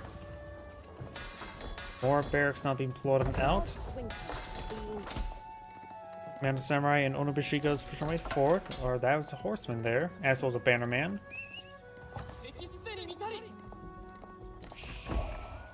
We do not have the veteran samurai research, as well as the level 2 melee research. Oh, and Scout does block the deployment of that wall, so now there is a breach there. And does take out the villager there. Did that villager say Hitler was good? Must have misheard that. Spearmen and crossbows push me forward. While there's not much heavy there for the crossbows engaged, they still offer good damage. No blacksmith research for him just yet. He's going for range and melee armor. He sees the Onabashigas going for melee armor against them is very important. Bannerman does go down. Onabashigas push me forward, but they're here in small numbers, so the crossbowmen will be able to get some good damage onto these ladies. Now I've got the Shogunate Castle being deployed out by the town center.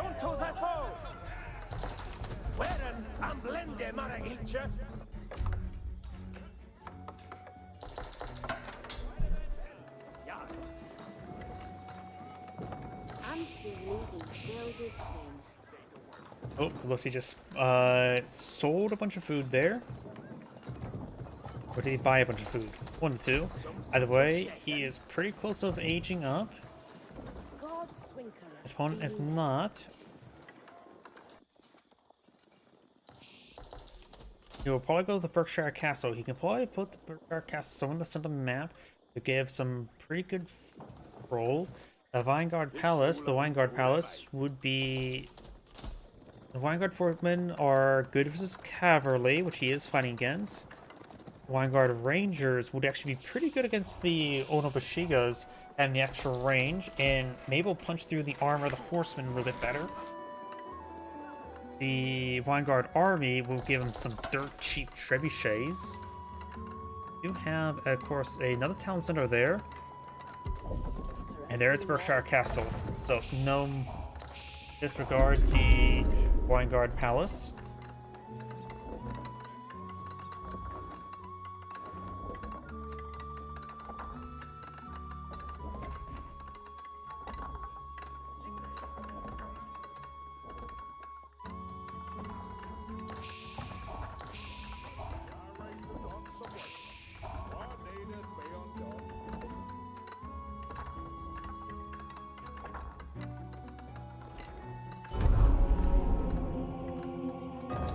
Berkshire Castle is now deployed on the field, which should go cover a good amount of the center of the map. He does get Daimyo Manor there. Now he will deny the majority of the gold in the center map, though he still has 2 large gold deposits there, which is going to be very useful. It does get an outpost here. He has 20 villagers here as well. That's you can go up to 25 with the nearby outpost for storage. Going for some Vanguard Man-at-Arms. Need to go for some Elite Man-at-Arms instead.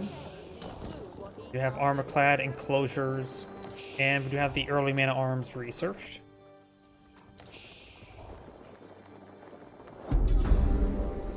Another Daimyo Manor upgrade, going for the Palace. Definitely needs to get the Shogunate Castle out as soon as he can in the center of the map. And when he ages up, maybe go for more castles. He does have enough resources there. He could go for... He's going to Tashima... Tangashima.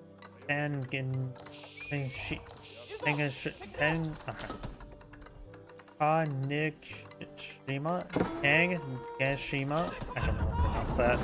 Gunsmith, which will give him some free gunpowder units. Outpost does get canceled there. Good amount of forces breaking their way on in.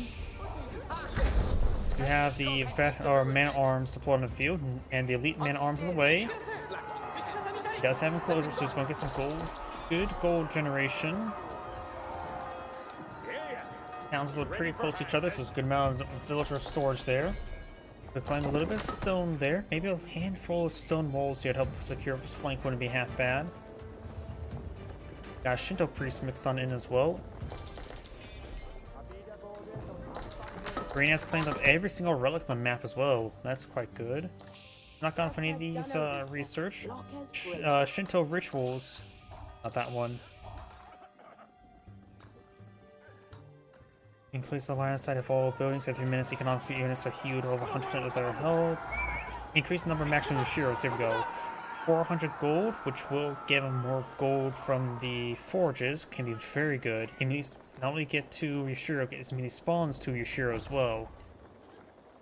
So that could give him 2 Yoshiro And that will pay itself back after a couple minutes. And then it'll be just straight up gold. Gold attack and civilian research, which is basically elite army tactics, but includes torch damage. Got a good number of blacksmiths here. Has a good number of elite Onobushigas. Oh, deleted a whole bunch of units there? What units? Just elite. I want to get a bombard out.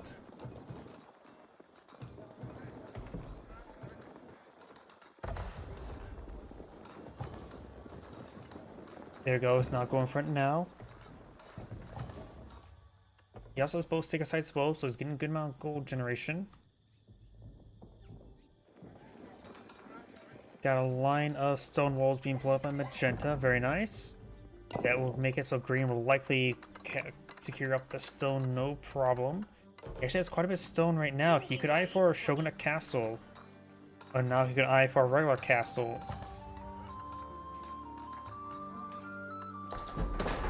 We now have a bombard on the field. He does have only veteran or regular crossbowmen. He could go for elite crossbowmen. Going for his blacksmith research. More of the melee armor, which would be very useful against the Onobushigas. Maybe he doesn't want more crossbows or elite crossbows. He maybe I just go switch to gunpowder eventually. Shogunate Castle does have good health. Ooh, that outpost does take a good rocket hit there. Hearken on. Estes are coming. Just out of range now. Bombard gains good damage. Got a handful of villagers preparing it on up. Good amount of force there. The unique gunpowder unit, the Otsu, or however you pronounce that, does do quite a bit of damage versus structures. He does have good range, but not good attack speed, so it's more of an anti-structure unit. Man arms and all these forces now engage each other. Got crossbows here, not elite crossbows, so their damage output is okay, but not great. So a good idea to focus down the samurai. Berkshire Castle providing some good fire support there. Looks like Magenda's front line does disintegrate. So Onobushigas right now have absurd damage, 10 or 17 damage.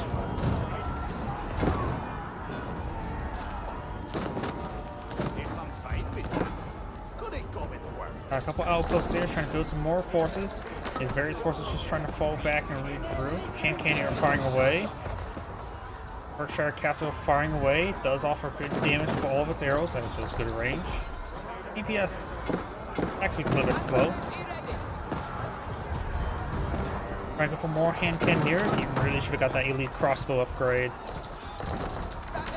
But now got a good number of Onobushigas. More man arms for one field. They do have 10 melee armor, so they will resist quite a bit of damage from the Onobushigas, but not all of it. Bombard or Berkshire Castle taking some damage. Needs to focus down the Otsu. It does go down there. Villagers immediately starts repairing up the Berkshire Castle. You can notice villagers will be going down.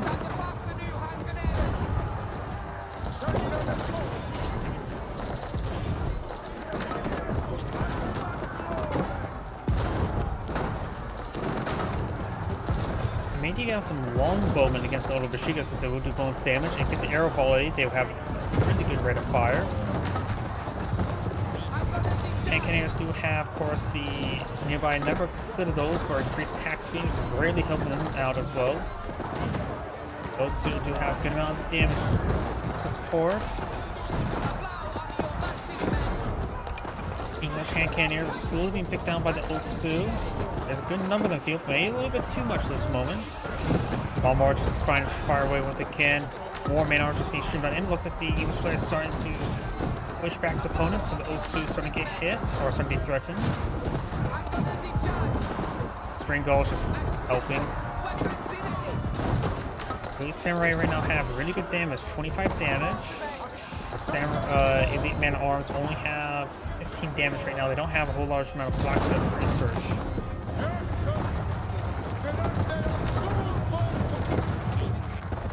Now got some regular hand cannoneers here. They do offer higher DPS than the Otsu. Not only increased damage, but also attack speed. 6-side victory in 3 minutes. English could easily deal with that. Just need to send over a couple units. There's a Shinto priest right there.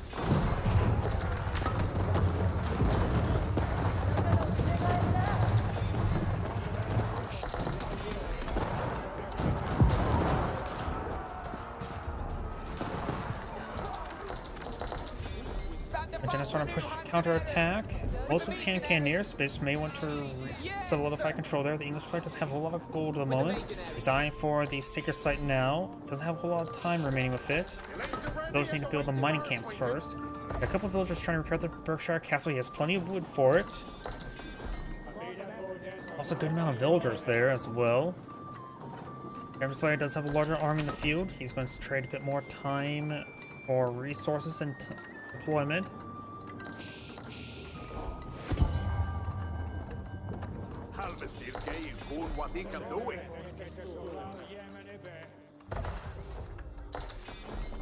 More man at arms being pulled on the field. A decent amount of gunpowder here. Not a large amount of samurai. Does take a bit of damage there. And looks like the hand cannoneers do not decapture that sacred site there. There's a good number of Onobushigas.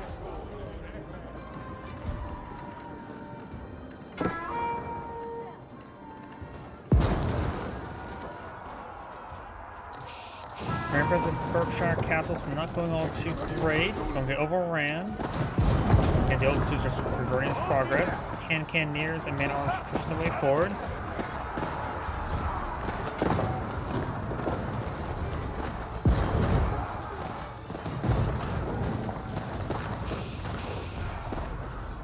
And now the Onobushigas over on these villagers as well. And looks like Magetta's force is going to get completely surrounded.